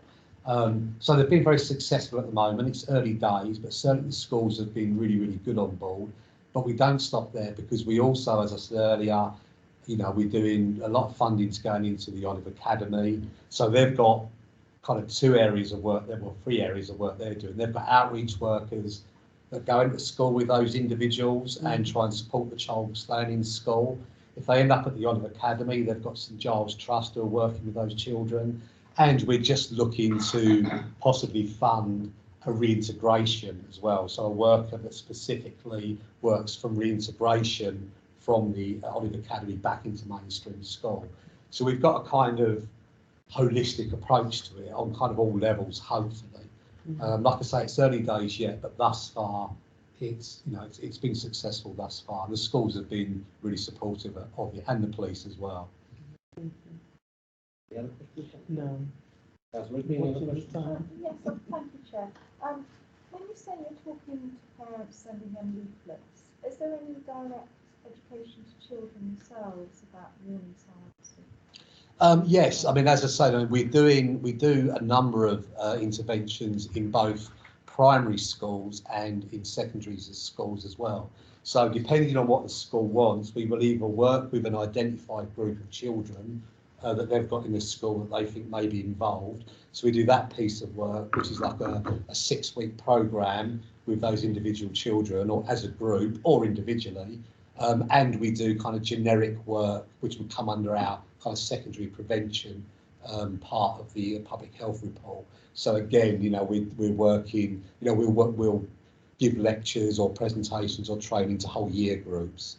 So, you know, we send out an offer to schools every single year. So at the start of the academic year, we will send out an offer to schools, and then it's about kind of schools taking up that offer.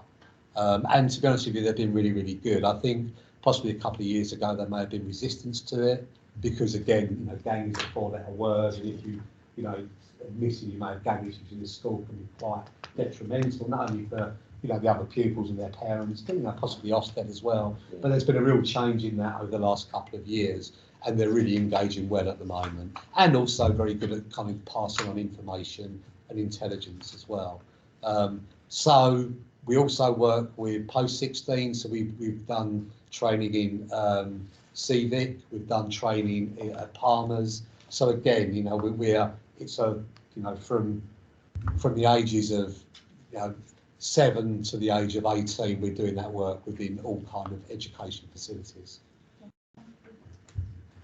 Okay, anyone else? Okay, we'll do a quick sum up. I just want to I'll just raise a couple of things that we mentioned before, like school music, anti-police messaging, and a lot of this is coming over the social media. And not just the social media, but sometimes mainstream media as well. Have you got some way of attacking this? That's the $1 million question, isn't it? I mean, I think you know, the government nationally have been trying to address issues around social media, not only in relation to drill music and the messages they get across, but in a number of kind of risk factors. What we try to do, you know, children will always be involved in music and want to express their views. You know, what we try and do with the children that we work with is ensure that the views they express through that music are positive messages. You know, it's difficult because obviously you don't get the kudos then. You know, you've got to have, within drill music, you need to have that kind of street kudos to get the level right, you know, to get the hits, to get the money, to get the advertising and everything else. So we're trying to do what we can locally with the children that we know are involved in it, but there's a far bigger piece of work that needs to be done, not only nationally but globally, which, you know. Yeah, that was a big question, I know. Thanks very much. I'm sure there's going to be lots more questions I will ask, but the time's pressing, and we've got to get through. We've only actually done 2 items. So I think, you know, if we're planning on a work agenda for next time, we only have 4 items, or maybe 3. Thank you very much. I'm going to say thank you very much. We're cutting short here. But we're going to pepper. Is it right for us to send you emails and yeah, absolutely, because there's other things we're going to walk out of the room here and go, oh, we still ask this. Yeah. And we need to run things by you. Will that be okay? No, fine, absolutely fine. Fantastic. And I think we're your biggest fans. So please, and thank you very much indeed. So the recommendations are: the members of the committee, through scrutiny, assure themselves of the response to the Thurrock Council Press criminal gang activity of Thurrock. I think that's agreed. The members who contribute to the delivery of this agenda, assuring that communities have a voice within this agenda. So I'm not sure how are we going to do this. Our award work. The members agree that an annual report on the work of the Violence and Vulnerability Board to address criminal gang activity will be brought to the committee. I've got a query here. What about more often? I don't want to overload you. You're already busy schedule. Once a year, maybe not enough. Is this not a specific report that is only once a year? Is it an only once a year report? I think the once a year kind of fits in with all the strategies we've got around this, because there's a number of strategies that seem to be different objectives within different strategies, and they're all reviewed annually. So I'd probably argue that it's probably best done annually. Right. Okay. Well, we're happy with that. Yes. Yeah. All right. Agreed then. Thank you. Thank you very much, James. Thank you. Fantastic. Brilliant. Keep up the good work. You can go now if you want.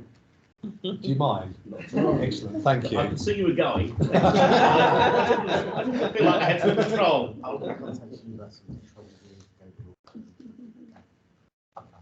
It's just folded. Yeah, brilliant. Thank you.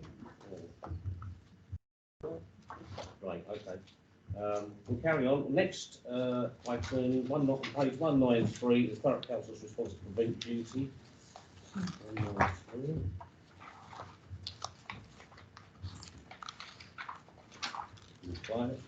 There's a lot of stuff in this report. It's a crappy good read. Thank you very much. Michelle, are you doing Thank this you, Chair. report? Yes. You have the floor. Slightly stressed you've let my wingman go if there's any questions around channel panel, but I'll wait. Sorry, Michelle. He's going for the Chinese. Move closer to the computer. Yeah. Okay, Michelle, off you go. thank you. And thank you for the opportunity to present this report to you. I hope by doing so, it will enable you as members to make sure you're fulfilling your role in relation to ensuring that all elements of the council are working together and that we're fulfilling our duties in regards to prevent. And this is the duty that was placed on us through the Counter-Terrorism and Security Act in 2015. The Community Safety Partnership and our Strategic Prevent Board welcome working with our elected members to scrutinise the implementation of this duty and to help us drive forward the improvement of the services involved. Summarise the current threat level remains at substantial. This means that a terrorist attack is likely. And obviously, sadly, since I wrote this report, we're all too aware of the tragic events in Southend and the murder of Sir David Amos, which is being seen and treated as terrorism. However, what I would say that there's been no change to a threat level on the back of that. There is no specific threat to the UK and no greater threat to Thurrock than anywhere else. The Local Government Association has developed a self-assessment toolkit, and that supports us as local authority in responding to the risk and ensuring appropriate actions are in place to mitigate against those. And it's this toolkit which I've used to formulate the basis of this report, because that identifies everything as a local authority that we should be doing. And that was shared at Appendix 2. And in a minute, as I go through the report, I'll summarise some of the key points that we've identified as areas for development. We've also got the local channel panels, which are statutory and provide support and intervention for people vulnerable to being drawn into terrorism.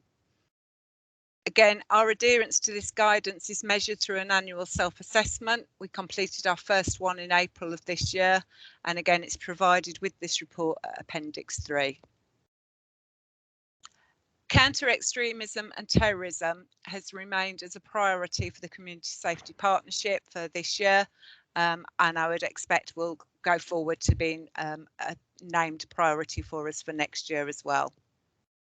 We have a local prevent strategy which outlines our multi-agency response to tackle extremism and to ensure we're responding to the duty placed on us. I think some of you around the table used to sit on the Prevent Working Group, and as part of that you were consulted on in the development of that strategy before we published it. I'm sure it also goes without saying that protecting children and vulnerable adults from the risk of radicalisation sits very firmly within the Council's wider safeguarding duties. So just moving on to the self-assessment, and of the 10 key areas, we've rated 7 of those as green and 3 have been identified as amber and identified actions. The first one is our training programme. That's not because there's anything wrong with our training. We've got a very strong training offer. It continues and has done since the start of the pandemic to be delivered virtually. I'm really well supported by Bill Clayton in the My Learning team, but I also attend to provide the local input and knowledge based on the current local profile. We've received extremely positive feedback on it. The reason why I've rated it as amber is because we don't have a needs assessment in place at the moment, and we think that that would be really helpful in order to identify any gaps in across the council and various departments to make sure that we are hitting all our bases and everybody who needs to be trained has had some form of training. There's also a really good online e-learning offer that people can access, and obviously we aren't able to track that to know who's accessed that or not. The Home Office are currently reviewing the training offer.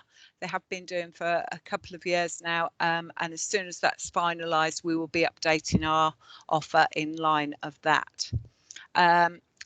I'm quite confident our schools are all trained and have a trained accredited person delivering that training, but through the Local Safeguarding Children's Partnership at the moment the Section 157 safeguarding audit is being completed, and that will ensure us, enable us to satisfy ourselves fully that our school establishments have a good awareness of Prevent. Venue hire is rated as amber. That is very, very close to being rated as a green now. We have put our own policies in place around the council for speakers and venue hire. We have revised the education setting ones, and that went out at the start of September to all schools. The ones that we've drafted for community venues, including our licensed premises, are drafted, and we just need to sort of put a letter to go with the front of that and get that shared out now. Community engagement, we've rated that amber because we're very, very mindful that there's always more to do with that, and I think this is where we would really welcome the support of members to in order us to reach out to a wider community than maybe we are doing at the moment. All non-funded Prevent areas are now supported by a regional advisor. Ours started last month, and Cheryl and I had our first meeting with him this morning. One of his key areas of strength is community engagement. That was part of his last role, and they are developing a communications stakeholder template which is due to come out to us soon, and we'll be working with him on developing that into our own local plan. So whilst you know, I think that's amber, I'm confident that there's plans in place to turn that green and do some work on that. Moving on to the channel assessment, and I'm pleased to say that since writing this report, our Prevent Strategic Board are now satisfied that the processes are far more inclusive of wider families, and that the set policies have now been signed up to, and happy to report that all areas are now green. Just to very quickly summarise the structure for Prevent, which reports into the Community Safety Partnership Strategic Board. Les Billingham is the chair of the Prevent Board for Thurrock, Cheryl Wells the vice chair. They also represent Thurrock at the Essex Wide Contest Board, and Fran Lederer is the chair of Channel, and Jason Reed is the vice chair of Channel. And we would welcome any questions that you have. Thank you. Who wants to ask the first questions? Councillor Anderson. Thank you for the report, Michelle. As you mentioned yourself, obviously we had that awful event in Southend not long ago. The murderer of David Amos, I understand, was reported to Prevent, and then on to the channel process, which I think you referred to, and then a number of years elapsed before this took place. So, what can you tell us to sort of assure us that after someone goes through the Prevent process, the channel process, they're not sort of dropped and just sort of left to their own devices again? If there is anything you can assure us of with that. Firstly, what I'd say about our channel panel is we've had some really strong positive feedback from the intervention providers that we use to work with people that come through channel. They're all Home Office accredited, but we're actually, in measuring how that effective those interventions have been, they've been extremely positive. And this is where I'm now very grateful that Jason's delayed his supper, because that he will be able to explain better the 6-month and 12-month review that goes on of channel cases that will respond to that question. So if you don't mind, Jason, thank you. No problem, Michelle. Yes, I mean, once the individual has ended, well, not really ended the channel process, but that kind of intervention has taken place, we then review the case at the channel panel every 6 months after the ending of that intervention, and then also 12 months as well. And also what we do is ensure that there is an exit strategy around that individual, so that there are support needs, any support needs that they need going forward. Often we will try to link them up with positive resources within the local community of positive individuals. So we can't sit here and guarantee that. We can't guarantee anything. We can't eradicate risk, but all we can do is kind of reduce it to the best that we can. So the idea is that after the 1 year post-channel panel monitoring period, there is a clear exit strategy going forward for that individual. Yeah, I think you're right there. Obviously, we can't eradicate risk, and unfortunately for us, it only needs to be sort of got wrong once, yes, or one person twice. But for something like we saw a few weeks ago to happen. In terms of that, though, you mentioned there that at the end of this review process, or as they leave channel, that they may be paired with a positive role model, if you like. Yeah, I mean, it's around positive activity, so it's linking them up within the community, positively. Yeah. Often a lot of these individuals feel quite isolated and so forth. So the idea is, once they've had the specific intervention provider, there's, within the community, there's that kind of support network for them as well going forward. For instance, if we're dealing with Islamic extremism, that might be linking them up to, a positive mosque with, proactive speakers, as opposed to kind of extremist preachers, linking them up with positive imams, and, similar for, either right-wing extremism as well. It's really about kind of build those building blocks for them to, carry on their changed behaviour. I think that's a really positive thing, linking them up with positive role models and organisations after that process. Okay, before we go on to Councillor Evans' question, do you need to leave? Yes. Okay, lovely seeing you, Councillor. Yeah. Off you go. Thank you. Thank you, Councillor.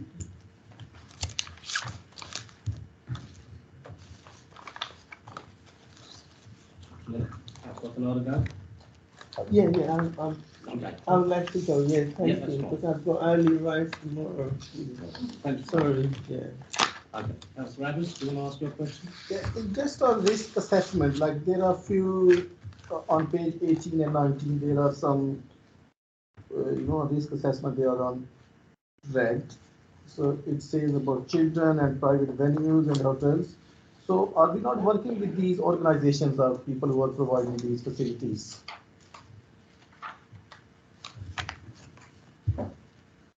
Sorry, I think you're on mute. Sorry, I'm really struggling to hear which. My pages don't correspond to yours either. Sorry, because I've just got my single report up. What was the reference number? On Appendix 2. Ah, the detailed. Yeah, Sorry. on Yep. this assessment, there are a few, you know, there are some, they are in red. So why are they, because it says, I think they are something to do with children. Sorry, I can't read those ones. These are on my mobiles. But I think they are with hotels and private venues. That was the venue hire. So we'd done quite a bit of work on this, and then obviously venue hire became a bit immaterial during the last 18 months, so we hadn't focused on that. The council one is fully up to date. It's on the intranet. There's a form to fill in for any events you're hosting, for any speakers you're bringing in. The education one is now finalised, went out with the head teacher's bulletin at the start of the year. So the gaps are around our licensed premises and our community venues, so such as our village halls, etc. They have stuff in place. It's already in place.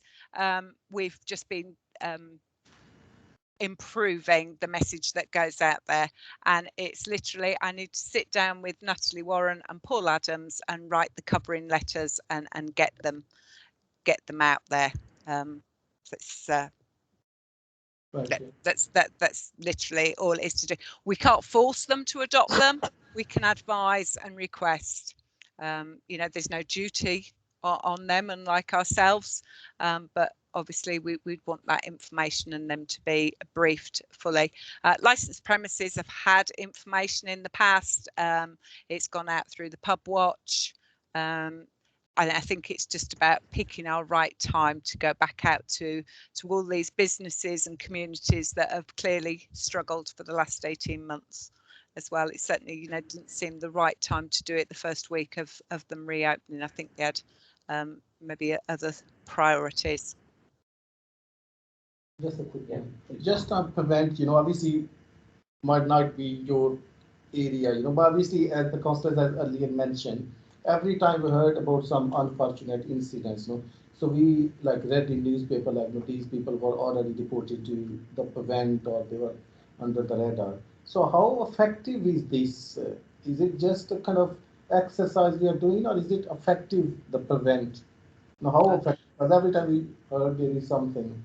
I think that there's an independent review of Prevent underway at the moment. There has been for some time. They struggled with a chair and they've had to reappoint a new chair. I think as part of that, they're already preempting some of those findings, and hence the new regional advisors have been announced.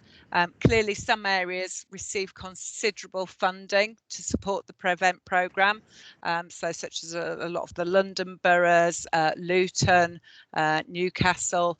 We're not a funded area, so you know we have to fulfill the duty and measure it through our benchmarking self-assessment, and they're talking about actually it needs to be a tiered self-assessment based on the risk, whereas at the moment we're all measured on exactly the same self-assessment there and benchmark. And sorry, I've just lost my train of thought. What was the question again? Sorry, apologise. Just on effectiveness of this. Right, sorry, yeah, the other thing I was going to say is and I know it'll come out following the recent event, but certainly from the Parsons Green bombing, there was a lot of learnings from there through the how the channel panel had been implemented. You know, we took that, we went through it, we made sure that we were fulfilling and inputting all the recommendations from that report, and just learning from best practice. Jason's just done some brilliant work around auditing cases that have both been to channel and cases within children's social care that haven't been to channel but may have been at risk, to make sure that all the social workers, etc., are cognizant of that potential risk and putting in place appropriate actions and referring as necessary. I don't know, Jason, if you want to come in and add to that, those audits work you've been doing. Well, no, I mean, not really. I mean, I mean, what I will say briefly is obviously we looked at, you know, we've had a number of children that have come through the channel panel. So, you know, it was about auditing those cases to ensure there was kind of, again, as I said earlier, there was work afterwards from the social worker kind of supporting, you know, that channel panel process. And we looked at another vulnerable group, which is our unaccompanied asylum seekers as well. So we kind of, you know, none of those actually presented any prevent issues, but they were a vulnerable group, so we were just looking to see if those checks had been done and there was an awareness of the political landscape of where that child had come from. And what I will say finally is often, you know, with regards to channel panel, you only ever really hear all those tragic cases that don't work. You don't hear about all the thousands that have been successful, you know. So, you know, that's how I'd kind of end kind of my piece, really. I mean, you know, there's been thousands and thousands of successful interventions through the channel panel, but unfortunately, due to, you know, the tragic events, you only hear the ones that don't make it through. So. Thank you, Michelle. Thank you, Chair. Thank you, Chair. Yeah. Michelle and Jason, when we was doing the old prevent, so we looked at extreme beliefs and the idea that prevent is a whole embracing of extreme beliefs.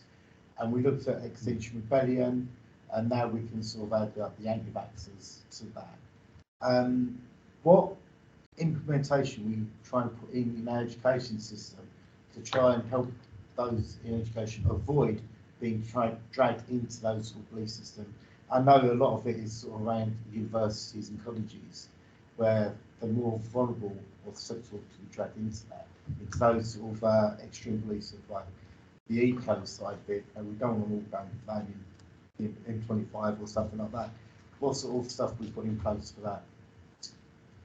Very timely question, that one, Councillor Rolfe, because this afternoon I attended the Education Safeguarding Leads Forum that's held termly, and David Leighton-Scott, who is the Department of Education's Prevent Lead, attended. Now, there is no resource for under 16 provision from the Home Office to support with Prevent. David's role is very much around the colleges. However, he's piloting some work in Thurrock to engage more with all our schools to make sure they're briefed on it. And the resource that he promoted and pushed out to schools is called Educate Against Hate. It's regularly updated. Whether it's picked up the new, you know, anti-vaxxer issues and that or not, I haven't had a chance to look at it and see whether it's included in that. But all the resources for schools is there on that website. It's got lessons plans, it's got information for parents. So certainly something I'd recommend you take a look, and it's not something we need to then push out locally. It's very much done for us by Prevent experts and education experts. So all our schools, you know, have had that information, and I send out links regularly to head teachers for any new resources, etc., that are made available for them to keep up to speed. For our two colleges, the two safeguarding leads at Palmer's and SEC both sit on the Prevent Strategic Board. They also attend the quarterly counter-terrorism local profile briefings. They're both signed up to that and receive all of that information. So they're very much aware and in tune with these emerging issues and how they might respond to it. And they also attend a number of seminars, conferences, etc., focusing on how they as educators can have these discussions safely and try to address any concerns they've got. Thank you, Michelle. Michelle, you mentioned this lesson plan material, and could you send us a link to that? Of course I can. Yes, of course I can, Councillor. Right, thank you. One of the things, there's an awful lot here in this report. Thank you very much for it, Michelle. Anyone else want to, or might go straight on to sum up? Anyone else want to say it? No. Look at the prevention strategy, and I see we're looking at right-wing terrorism. We're looking at Al-Qaeda and ISIS and radical Islam. But I don't see anything about left-wing extremism. Why isn't there anything there for left-wing extremism? I'll give you an example.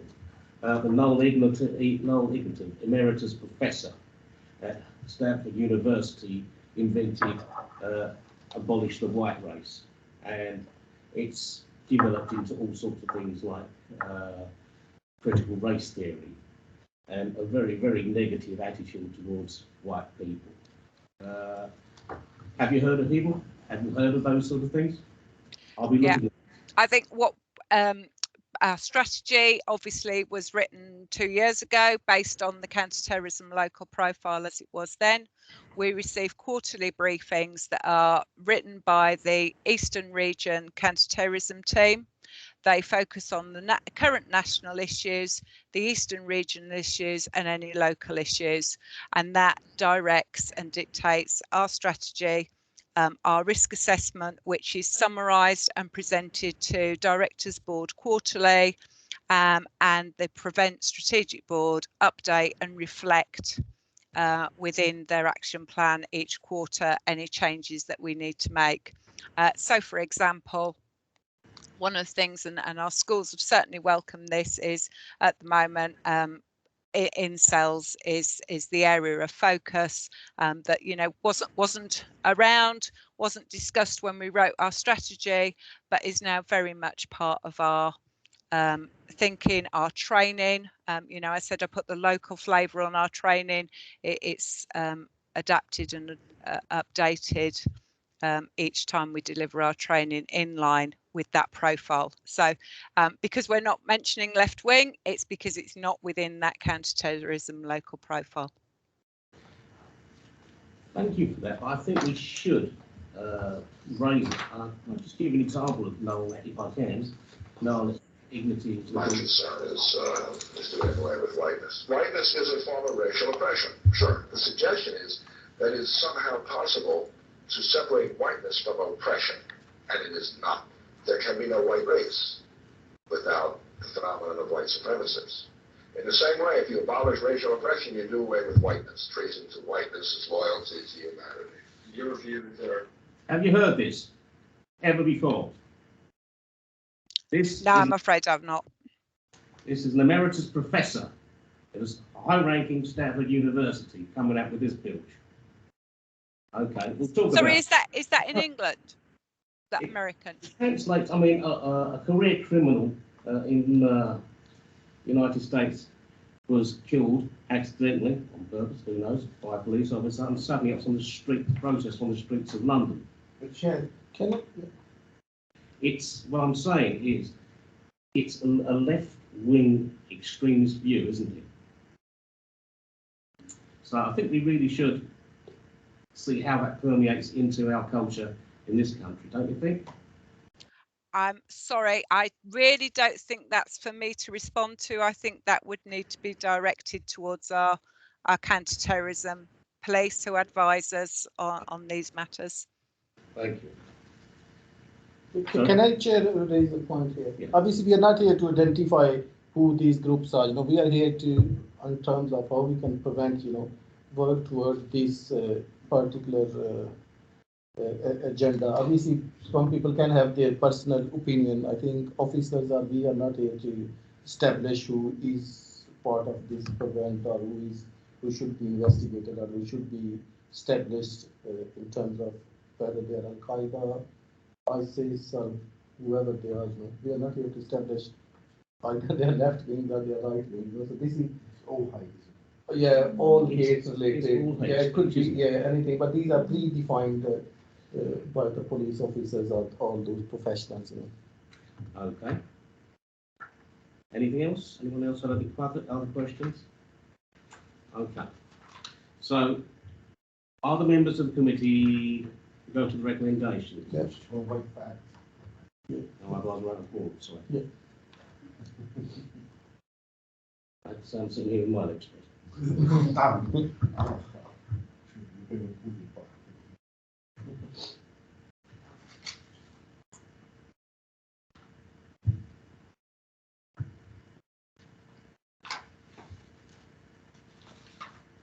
How far away are the toilets, by the way? They're not on the other side of the building.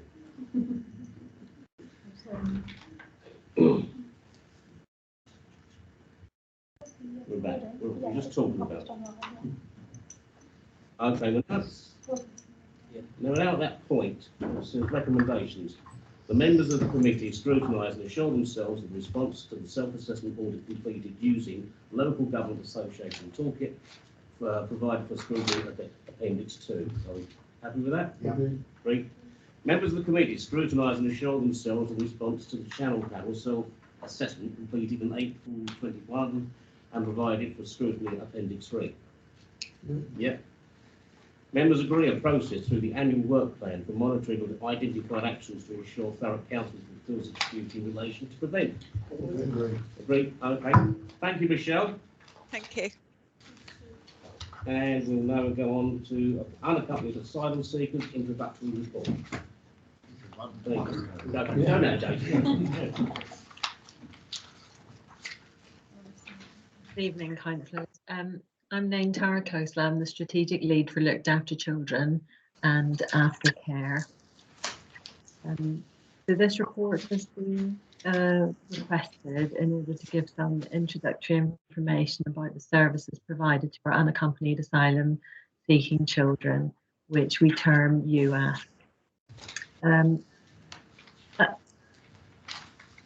Thurrock Council have got corporate parenting responsibilities that are inclusive of our UASC children, and they are a subset of the total number of young people who are looked after and who then progress on to become our care leavers.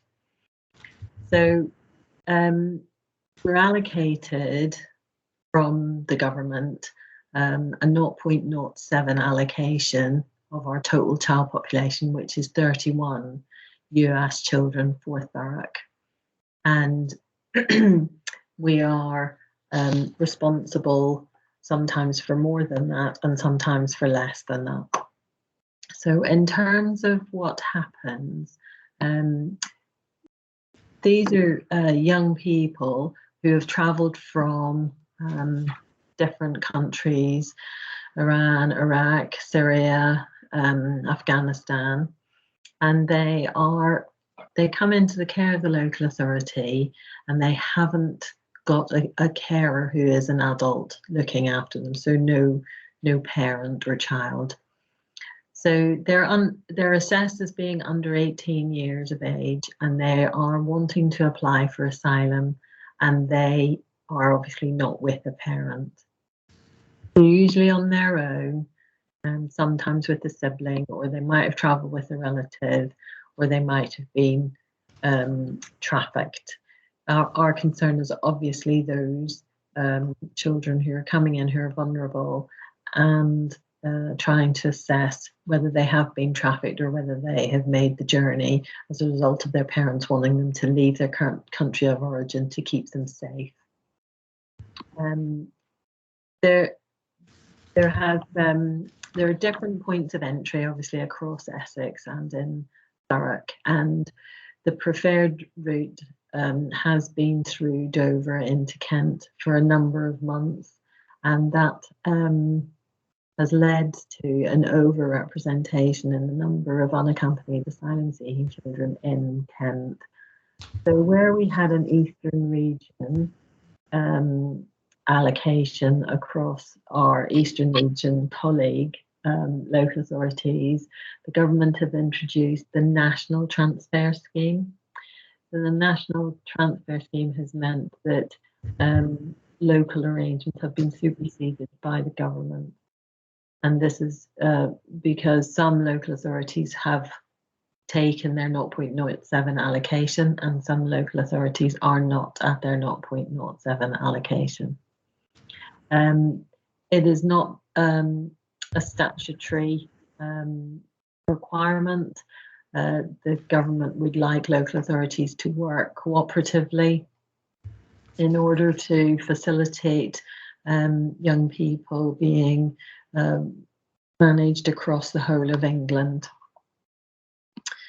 So in terms of what happens when an unaccompanied minor child enters the UK, they will tell us what age they are. Sometimes they will know and sometimes they won't know their date of birth, and sometimes they will want to be presenting as under 18 and they're not actually under 18. They may well be over 18. So we'll do a brief assessment of age to try and ascertain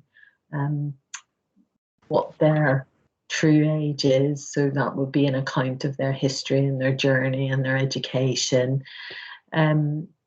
So we generally accept what young people tell us about their age, and we assume that they are wanting and seeking asylum as a child.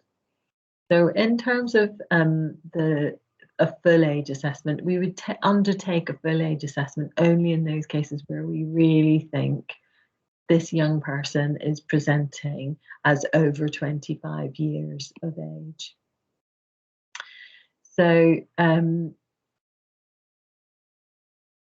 I've outlined that in terms of we're following the Home Office policy guidance, and we're being supported by the Home Office to make sure that we can undertake training, or they've got available experienced people to conduct those age assessments. The human trafficking and child exploitation really leads on from Frances' report, and we are obviously concerned that the modern slavery does mean that younger children are being trafficked into the United Kingdom for commercial use, and the similar types of occupations that Frances has highlighted. I've outlined some.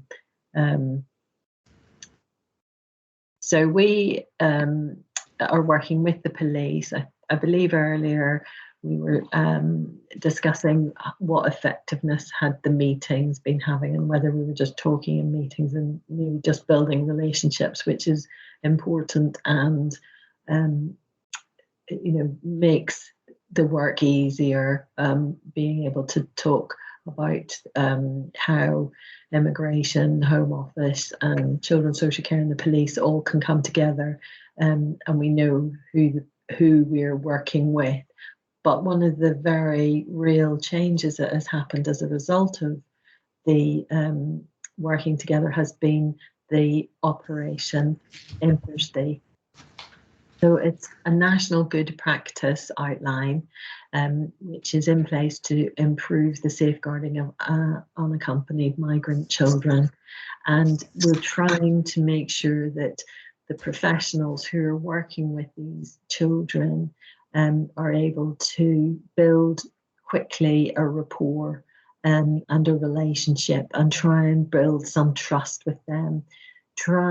Because the children will have been influenced, these young people will have been very much influenced and threatened, and maybe, already experienced abuse at the hands of traffickers, so they're very frightened.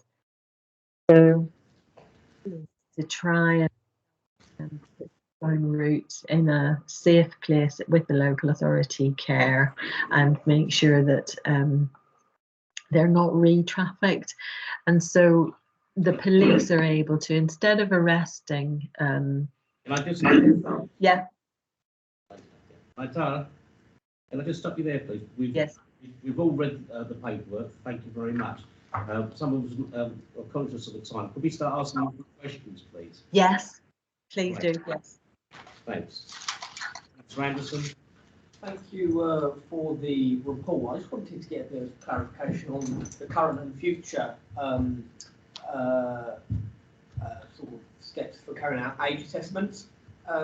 Please do correct me if I put words into your mouth or represent anything inaccurately, but it sounds as though you said something in your piece there that we'll only sort of do an age assessment if we think that people are presenting as sort of 25 and over. So in a situation where one thinks this chap or this girl presents at about 22, you won't do an age assessment, but they will be treated as a child because you think that they're not 25. You think, oh, they look early 20s though, but we're going to treat them as a child. Do they eventually go into schools? So could you just sort of clarify what's going on there?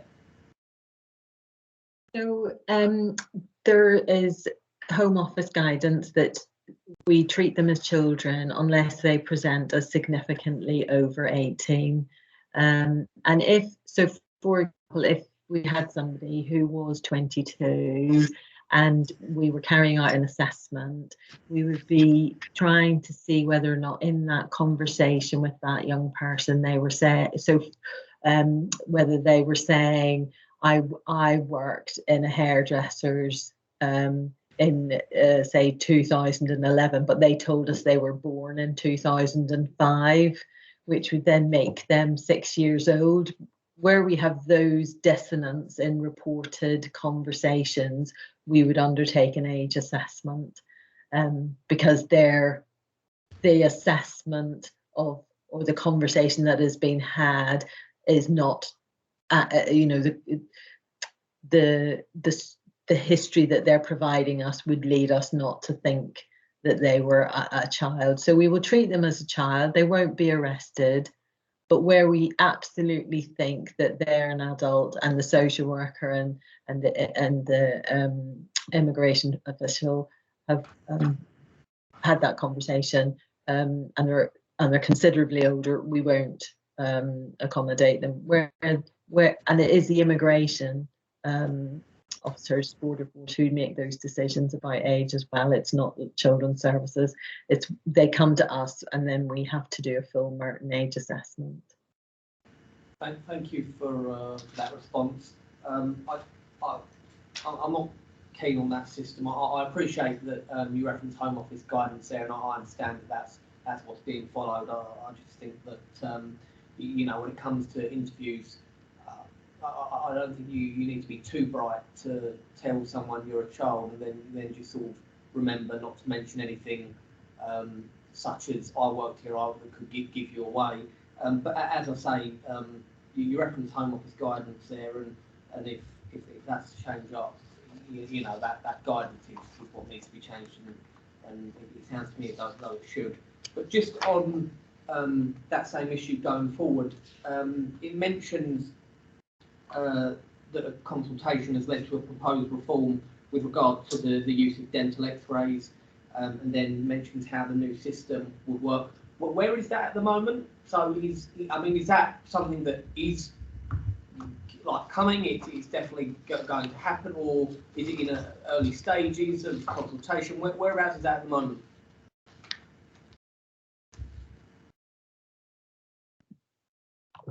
So there have no, as far as I'm aware, there are no proposed changes that's been discussed, but there is the new bill going through Parliament at the moment around immigration and older migrants entering and how they're going to be treated. But for children and unaccompanied children that we assess, there isn't agreement for anything further than the current age assessments to take place.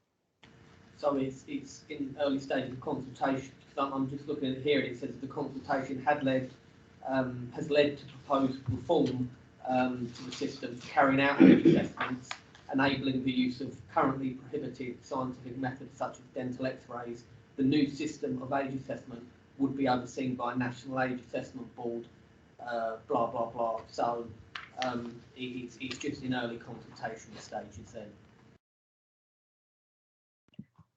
I think that they might be consulting on it, but what I would say is that age assessments are a very contentious area, and it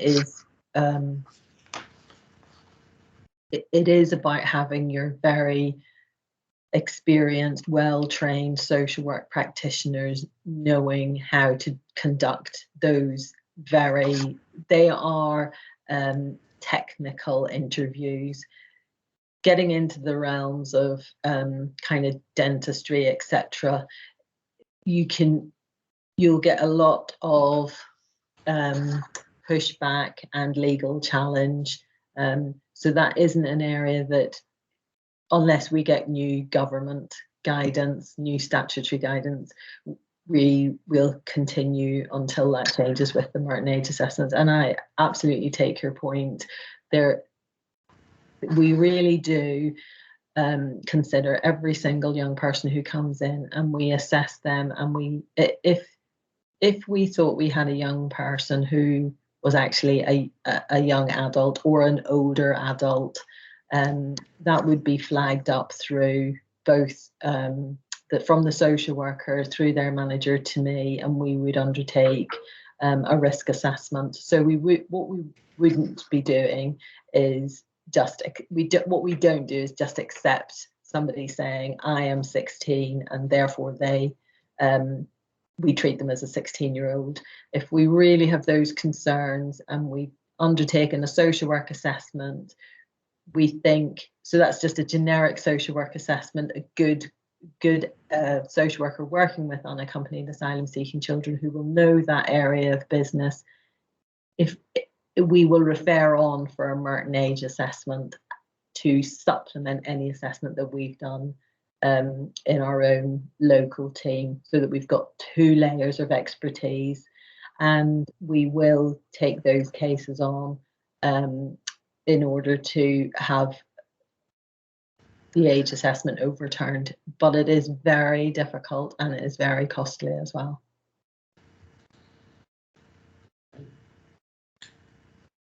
Thank you, Chair. I'm just trying to get my head around. Sorry, Councillor, another question was the last one. I haven't asked any No, questions yet. Sorry, No, it's fine. I thought he was taking yours. No, it's fine. I had you written down as the next question. Sorry, Councillor. No, it's fine. I know you're keen. Yeah, just trying to get my head around what Councillor you've got.